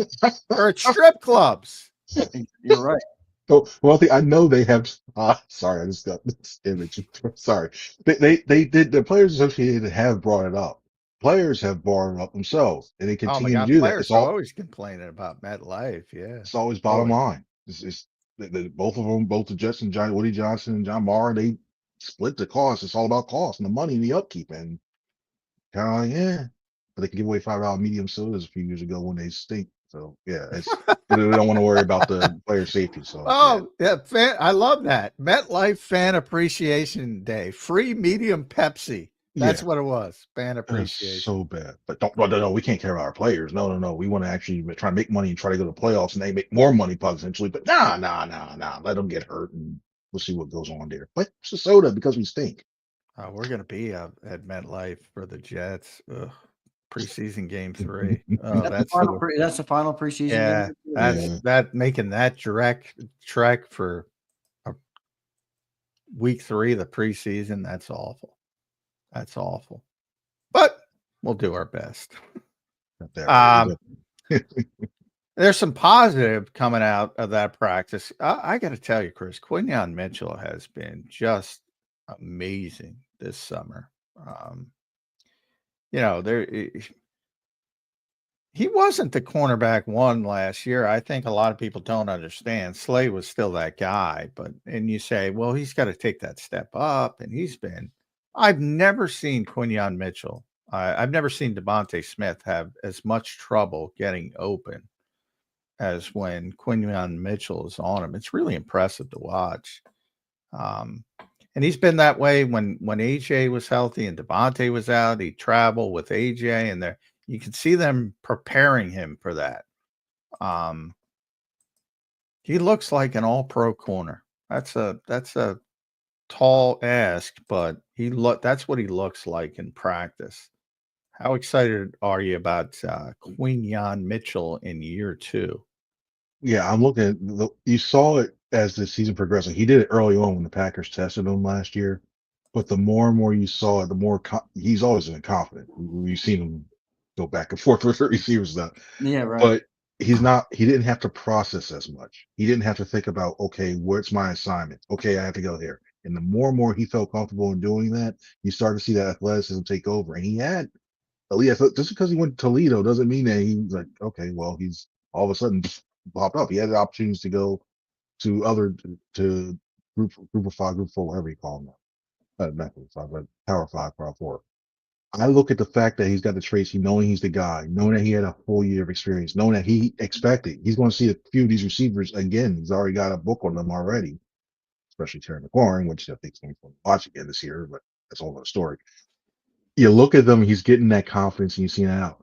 I like what he can do. The only concern I have with him, if they don't figure out this cornerback 2 position, is a cornerback 1, offensive coordinators are just going to try everything they can to wear him down early so then they take the shots later.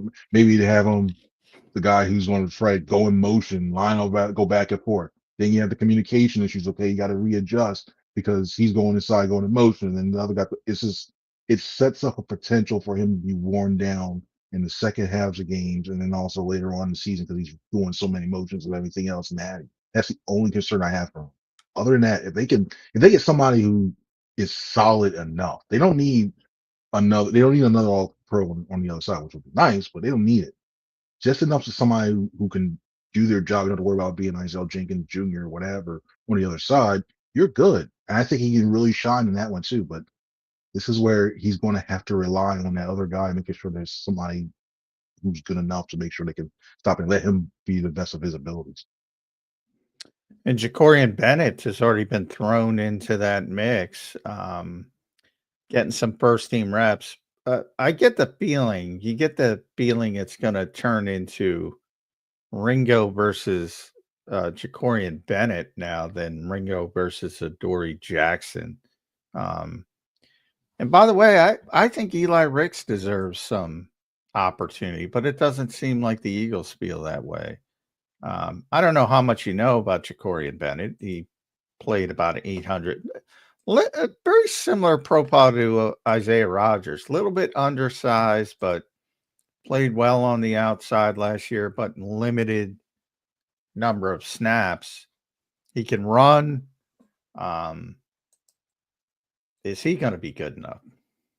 I think he can, as long as that shoulder holds up. Yeah, that's as long as that's the one. Is the shoulder holds up, because then you start to think, okay, if he's thinking about the shoulder, not necessarily just in the pass, which is the most important thing in that corner, but also helping within the run. If he's worried about getting hit so much in that. The other thing I'm worried about is sometimes when those double moves. He bites sometimes on those things, and I don't like that. He's fast enough to keep up with the fastest receiver. I like his speed. Everybody talks about speed. It's true. You can see it there. He can, if he needs to play it off a little bit, or if he gets beat, he doesn't have to worry about it and start to panic and go, "Oh no, I'm beaten," and start trying to grab what have you. He has the speed to keep up with a lot of these guys.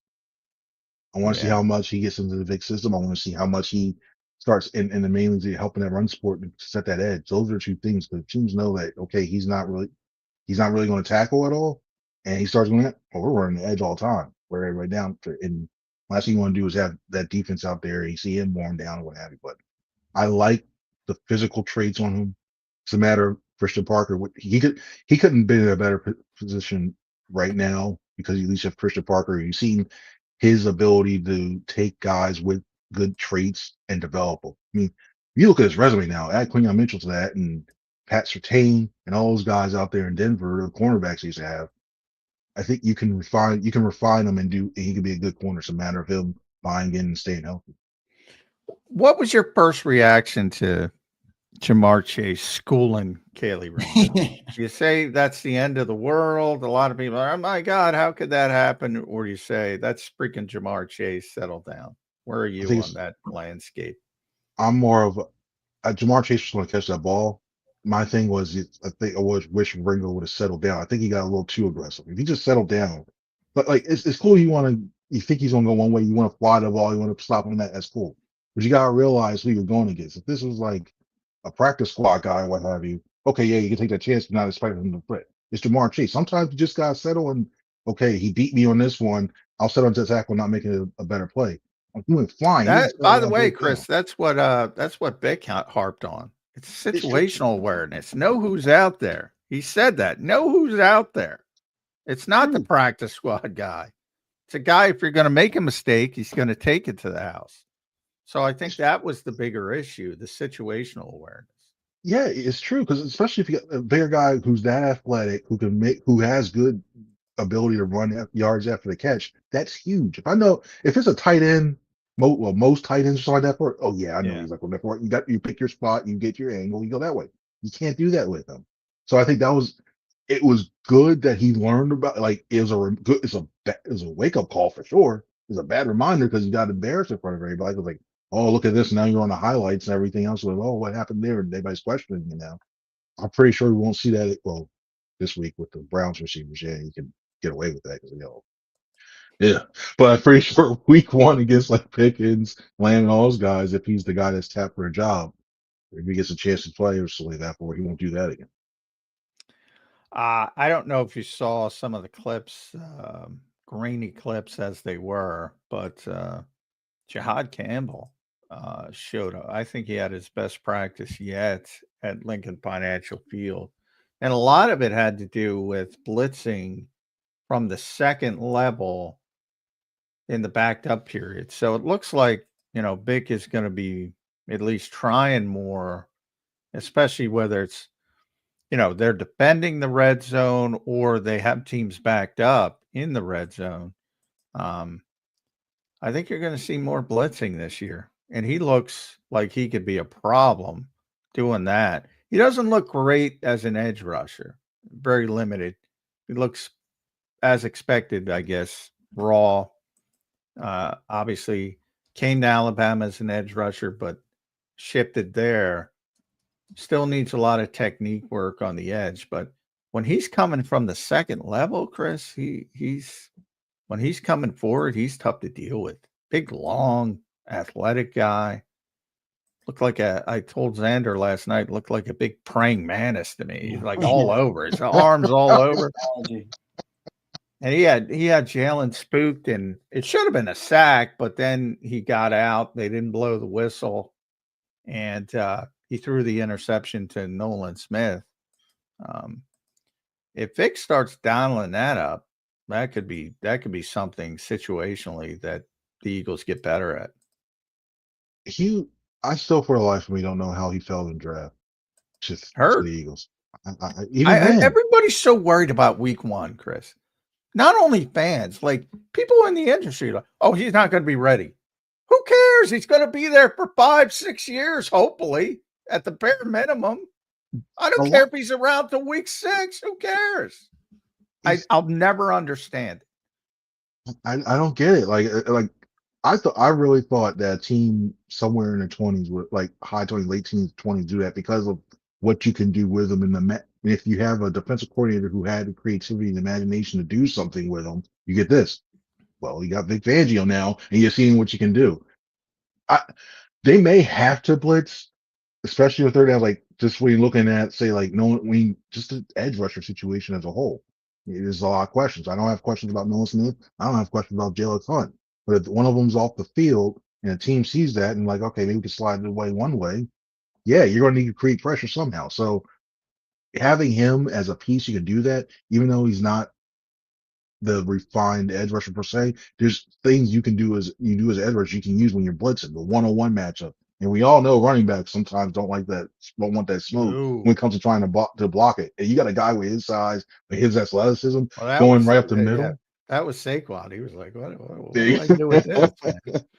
You don't want to deal with that. So if you see the pressure going right at you in the middle, so all of a sudden you're already worried about Jalen Carter up the middle, going, okay, I got to worry about this. Then on the other side, you got Jahad Campbell. Well, I really got to get the ball out quick.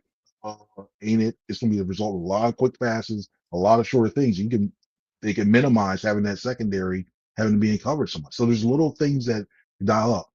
When I can see it happen a little bit, it also be just Vic trying some stuff in the preseason to see like, oh, I can do this if I want to, and then reverting back to what we saw last year, what have you. Yeah, I thought it. But to that point, I thought it was interesting. Vic explained, and I think a lot of fans need to understand. Like, we played Cincinnati last year. He said we didn't call zero once. They didn't zero blitz once because Joe Burrow and Jamar Chase, not once. In the preseason, he wanted to look at Ringo, going back to Ringo, and he failed, but that's what preseason is. You're calling stuff to evaluate players versus game planning for the opponent. And I think a lot of people don't understand that, and they grade it like they would a regular season game. And there's different things going on with different goals to try to accomplish. But all that said, Tanner McKee looked great. Now, I don't think you're getting a first-round pick for him. And more importantly, the Eagles aren't trading him because they value the backup quarterback position. But you know this town, and you know the hype. Your thoughts on Tanner McKee's performance? I think he's played himself into a good situation. The fact that he could become a starter situation elsewhere for teams that really quarterback in 2026. I think he's at that point now.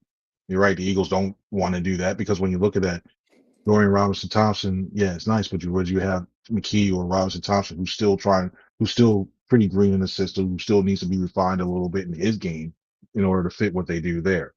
And then Kyle McCord, I know everybody likes. I still have even before the preseason. Yeah, game. you know what? I explained it like you've been to a ton of NFL practices. Third team reps get pretty freaking muddy. They're kind of ugly. No matter, even on a good team like the Eagles, they tend to get ugly. Yeah, development period too. and Kyle McCord's a guy who's got to be clean, and he's got to process, and he's got to be on time, and he's accurate. But if he's moving, it all falls apart. So I think, if you think about the catastrophe situation, and that's Jalen gets hurt, Tanner gets hurt, and you got to play your third string quarterback. I think Kyle McCord would look a lot different. And now we're talking about Landon injury, but a lot different behind Lane and Jordan and Landon and Cam than he would with those muddy third team reps. So if you're Howie Roseman, that's the way I'm thinking, rather than, Dorian Thompson Robinson is better than Kyle McCord on third team reps. I think that's the way you should think about it, or do you think it should be a flat out meritocracy and DTR has played better, so he should be the third string quarterback?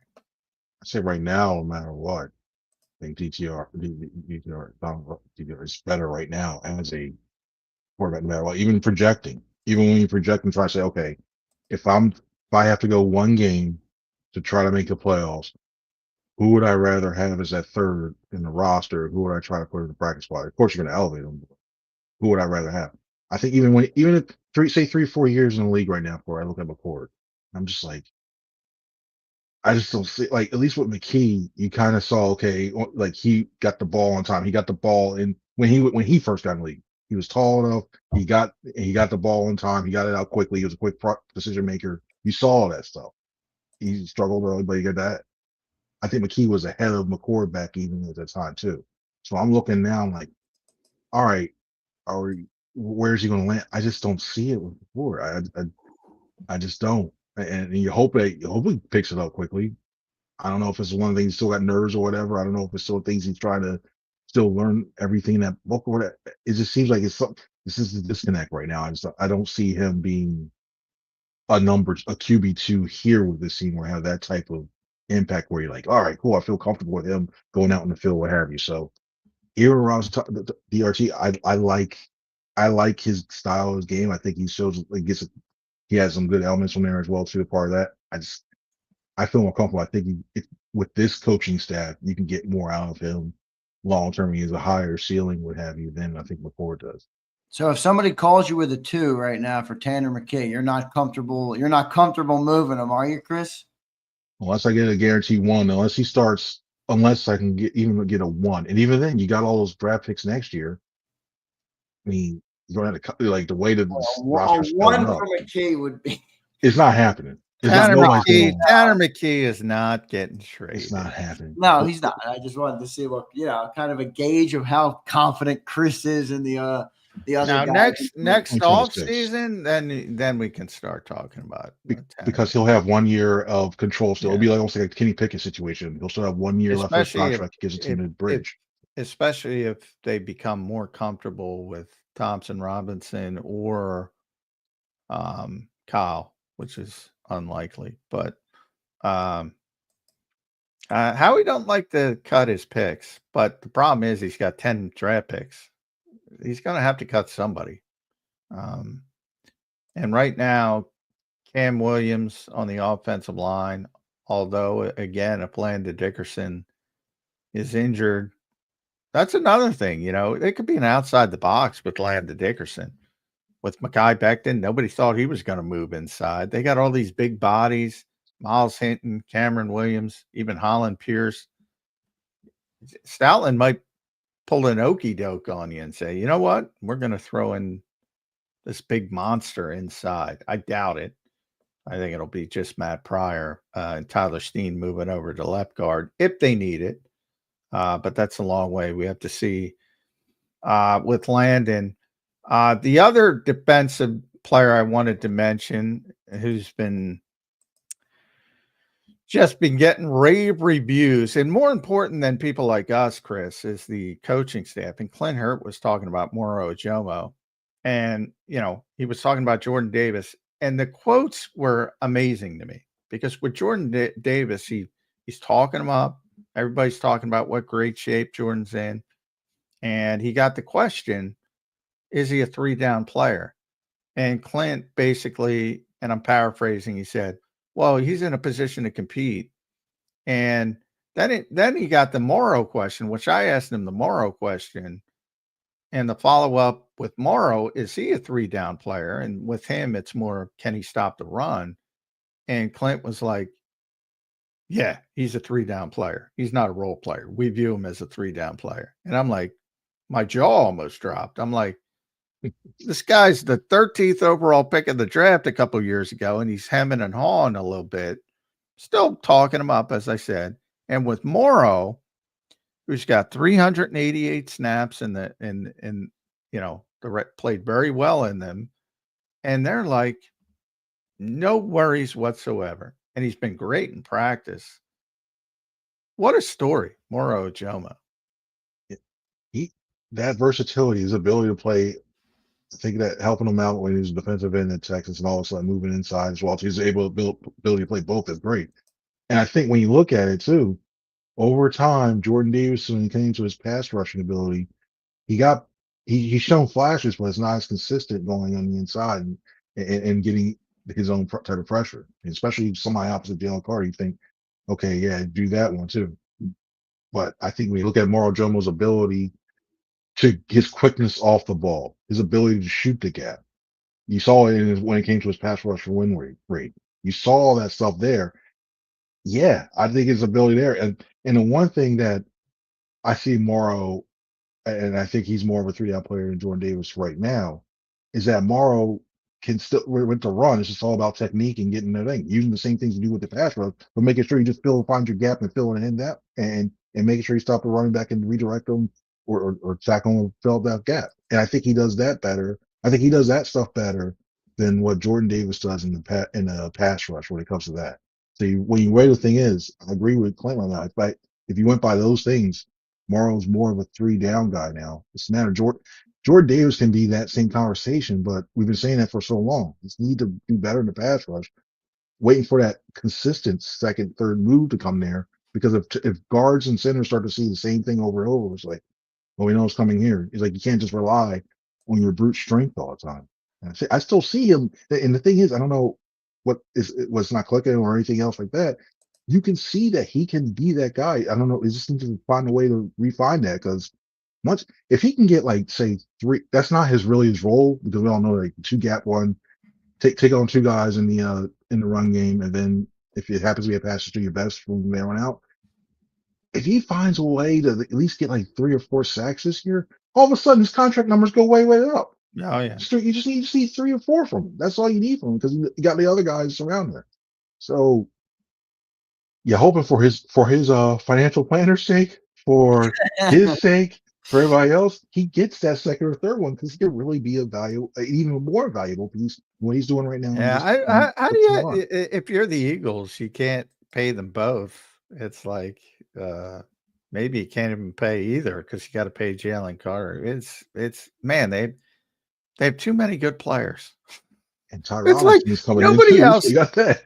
Nobody else has this problem. They're like, well, you always want your guys to play well, and then you're like, well, if he plays well, how the hell do you keep him? Rich people problems, Chris. Yeah. It is rich people problems. We got a lot of good players. I'm high on Jomo, Chris. Though me and John have been going back and forth with this a little bit. I think he has a chance to replace what Milton was last year. John thinks I'm a little crazy, because obviously Milton had a tremendous year last year and was a big part of the number 1 overall defense in football. But I like what I'm seeing from this guy. Remember, Craig, he was a 7th-round pick only a couple of years. This is year 3 for a 7th-round pick. You don't get that very often in the NFL. So I'm pretty high on Mauro Jomo coming into the year.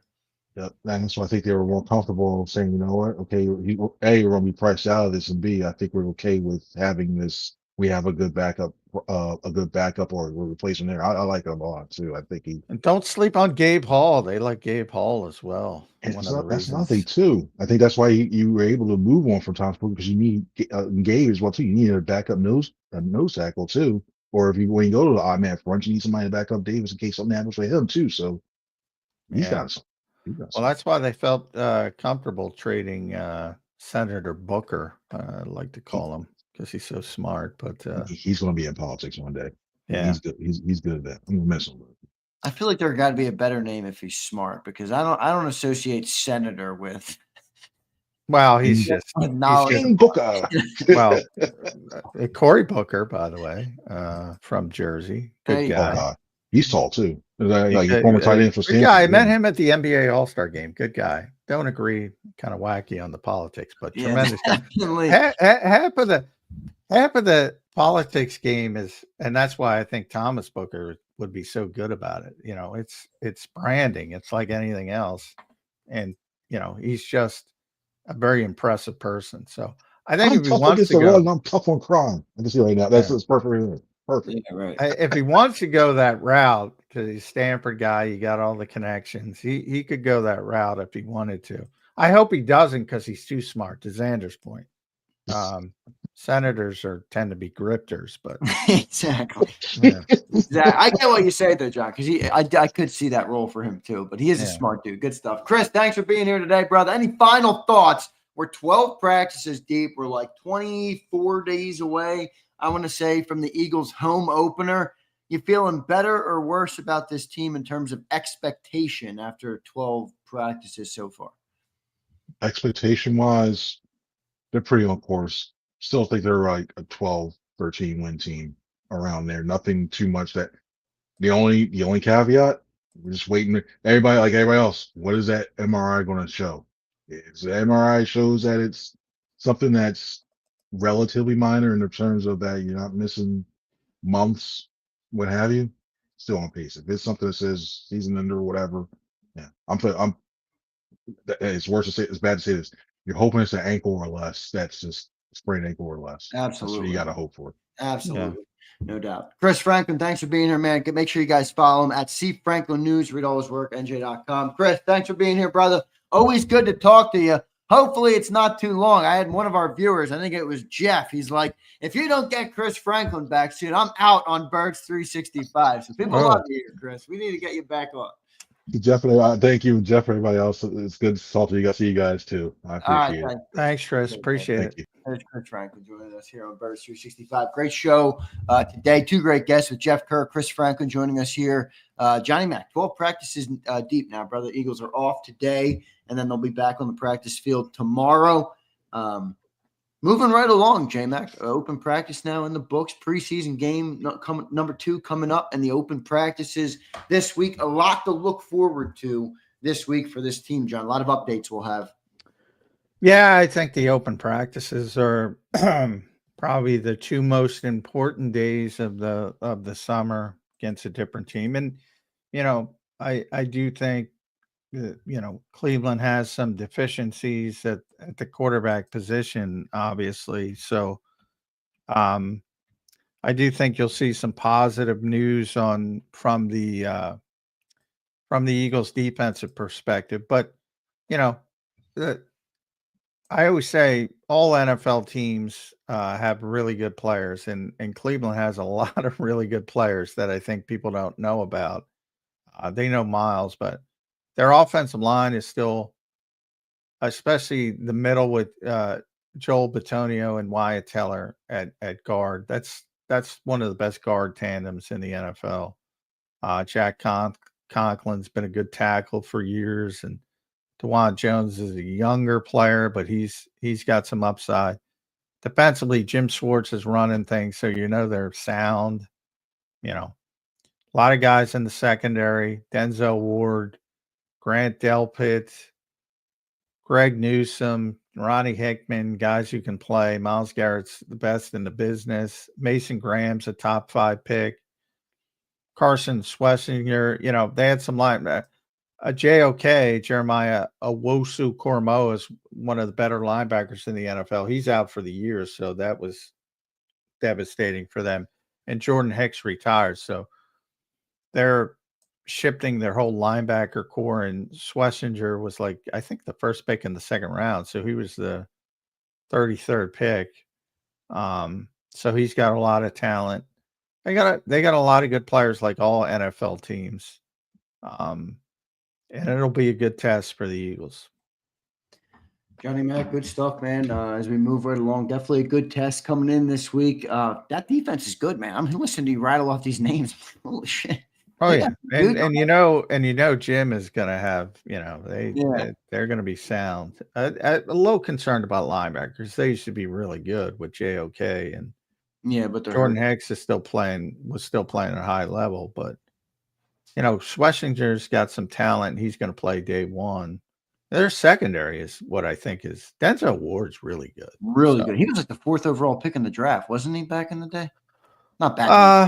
I don't think he was that high, but he was. Yeah, he was a first-round pick. I'd have to look it up, but he's a very good player, and he has been for years. So, he was 4th overall in that. 4th overall. Yeah, all right.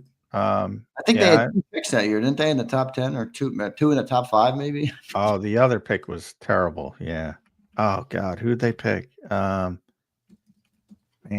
let me look. They picked Denzel Ward at 4, and they picked 2018 Baker Mayfield at 1. That's right. Oh, that was the Baker Mayfield draft. Yeah, that was big. They had a draft. Oh, now I'm gonna have to look it up. Oh, it's driving me crazy. Senior Browns have had a moment. lot of shitty picks over the years. Yeah, I mean they've been yeah, and by the way, they should have stuck it out with Baker Mayfield. But I mean, teams are impatient. Imagine where they'd be if they stuck it out with Baker Mayfield.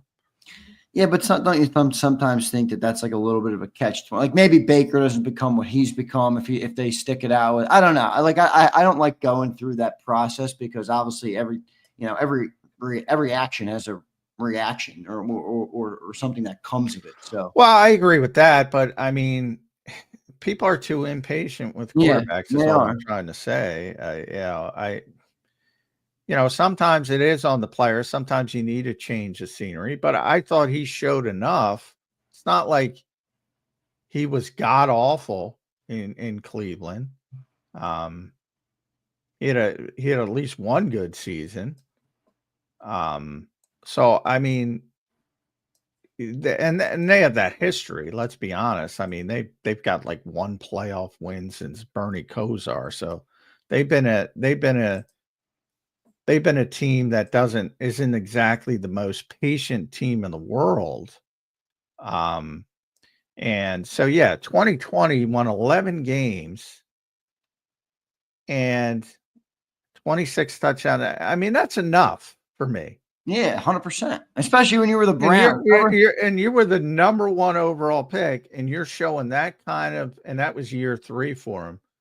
And he won 6 games as a rookie, won 6 games in his second year. So it wasn't like he was completely shitting the bed. And then he took off in his third year.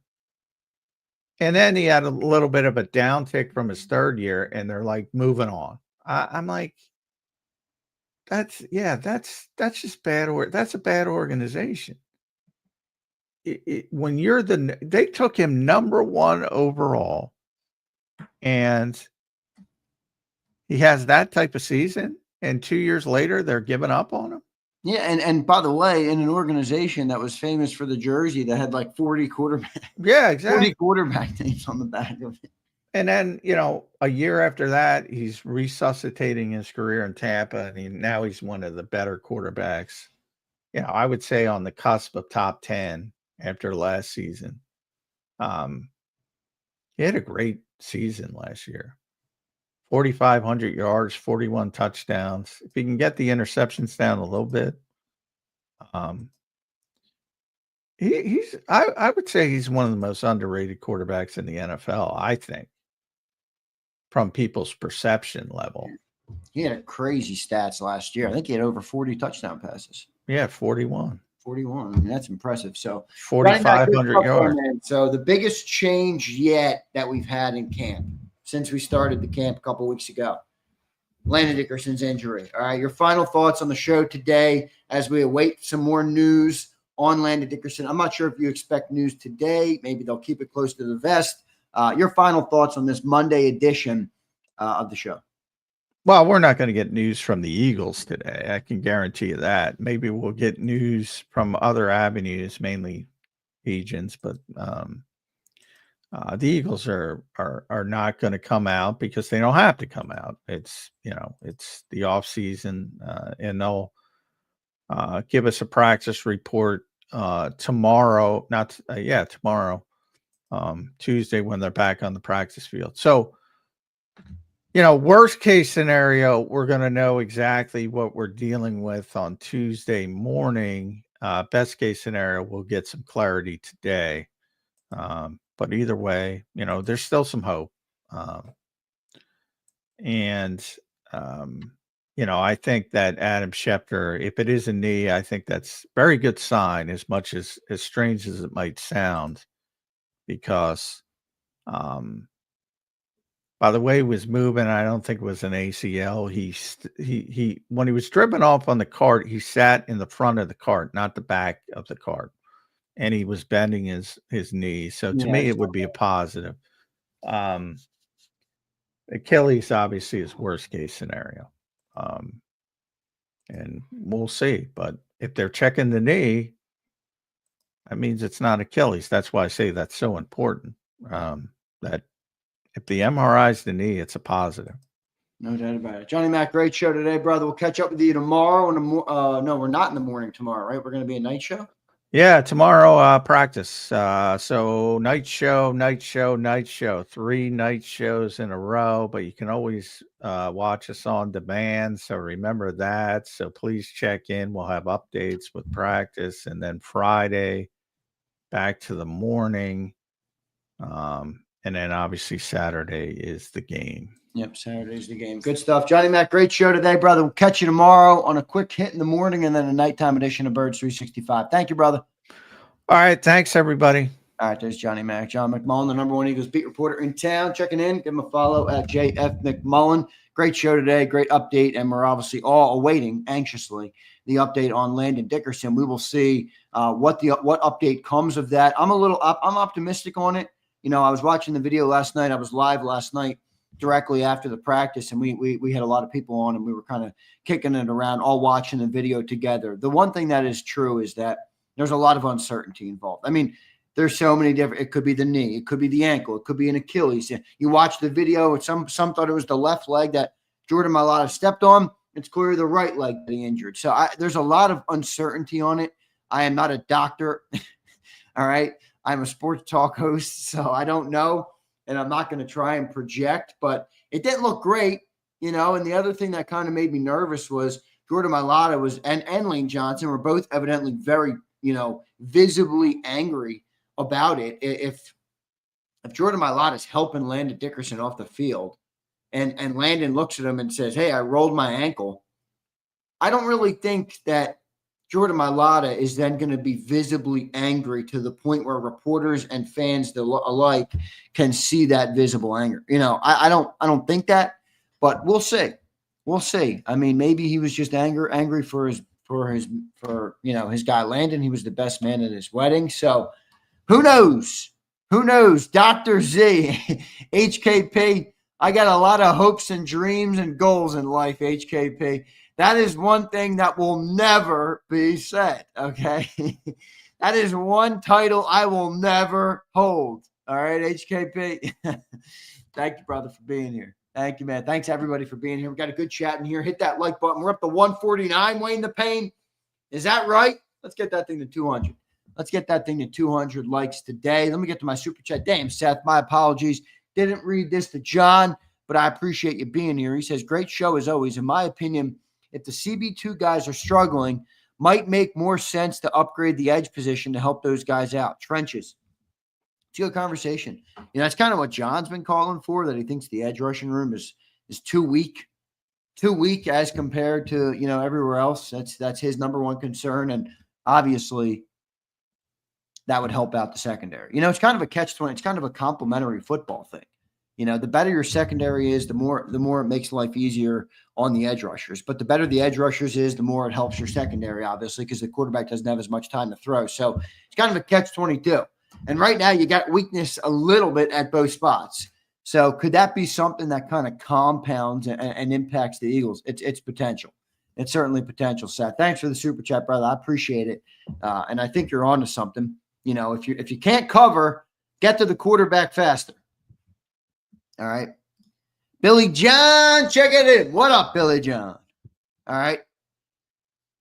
What up, Billy John? Hey, Zander, if it's an ACL, we'll still be Super Bowl contenders. We got Jeff Stoutland. Yes, we do.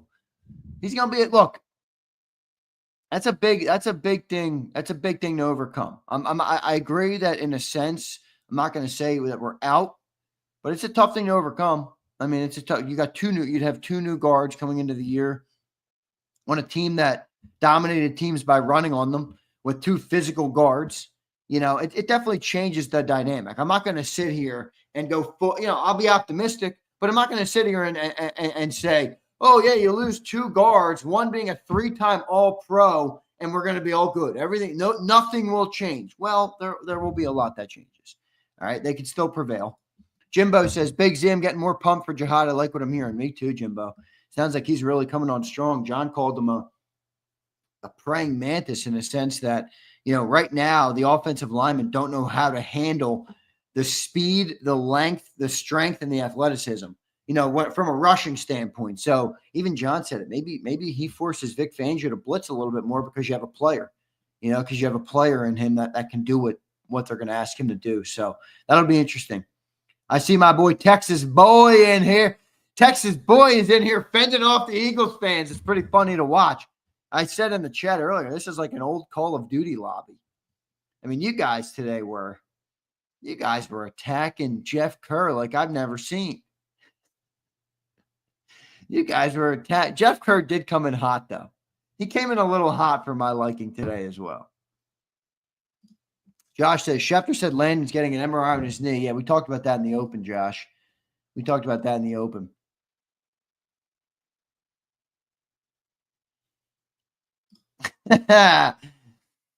Dirty Air says, Jeff came in swinging, saying some dumb shit. He did. It was kind of stupid. Rich said, Call of Duty lobby would crush our lobby. I don't know, Rich. I mean, maybe in the sense that it was a little bit more, there's no names. There was no identities. There was no censorship in a sense, so maybe. I like our chat room against anybody, though. We'll see what happens. I agree with Jeff Kerr. It was Chris Brown's fault. That was pretty funny. Yeah, I thought the funny part was it's the fans' fault. These stupid open practices. I'm like, dude, it's a fucking business. The football is made possible by the fans. If they do something for the business or for the fans, that's not a problem. They were fervently racist is a good way to put it, Trozone. All right. Texas. I saw Texas Boy went at Bird Gang Girl. She's not the girl to go at, Texas Boy. I think she said, stop the bullshit immediately. Good stuff, Bird Gang Girl. You hold your ground in here. Hold your ground in here, Bird Gang Girl. I know I don't have to worry about it. Worry about you. I know I don't have to worry about you. Everything will change, but it doesn't mean we can't keep winning. It might just be a different formula. Well, look, HKP, that's a fact. I mean, you might have to change your formula, which is certainly something in life that you always have to do. Sometimes we all think things are going to go a certain way, right? They never do. It's just like everybody can relate to that in their own life. Oh, I thought it was going to go this way. It doesn't go this way. Just how it goes, So I saw Zach Berman rejoined the Athletic. That's interesting. Not sure why, but whatever, teach his own. Kerr honestly thinks we were going to listen to him after he blamed us fans. Abe, you are ruthless on Kerr today. Abe, someone peeing your cereal because you're kind of like the Kerr of the chat today. You're like fucking slashing people at the knees left and right.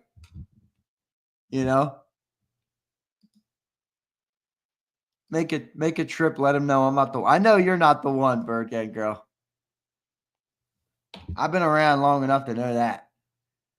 All right. The chat agrees with Abe. Well, then by all means, I'm not going to stop you guys.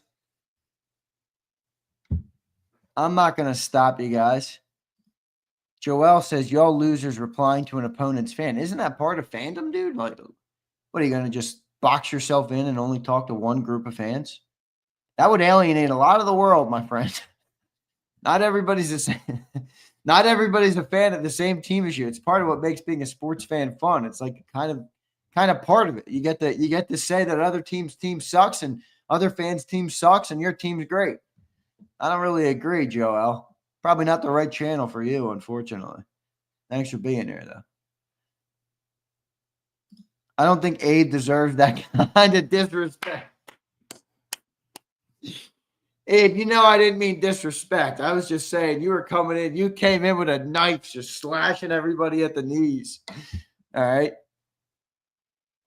Valenci says, Z, I know the national media is some BS, but I heard Jeremy Fowler say about 7 teams reached out for Micah, including a team in the division. Well, Howie always reaches out. So he definitely reached out. He told you that. He went on Jason Kelsey's podcast and says, I call about every single person in the league. It's my job to know the market value of players. So he's reached out. Moves Brown says, I'm just tuning in. What's the deal with Landon? No definitive update yet, Moves.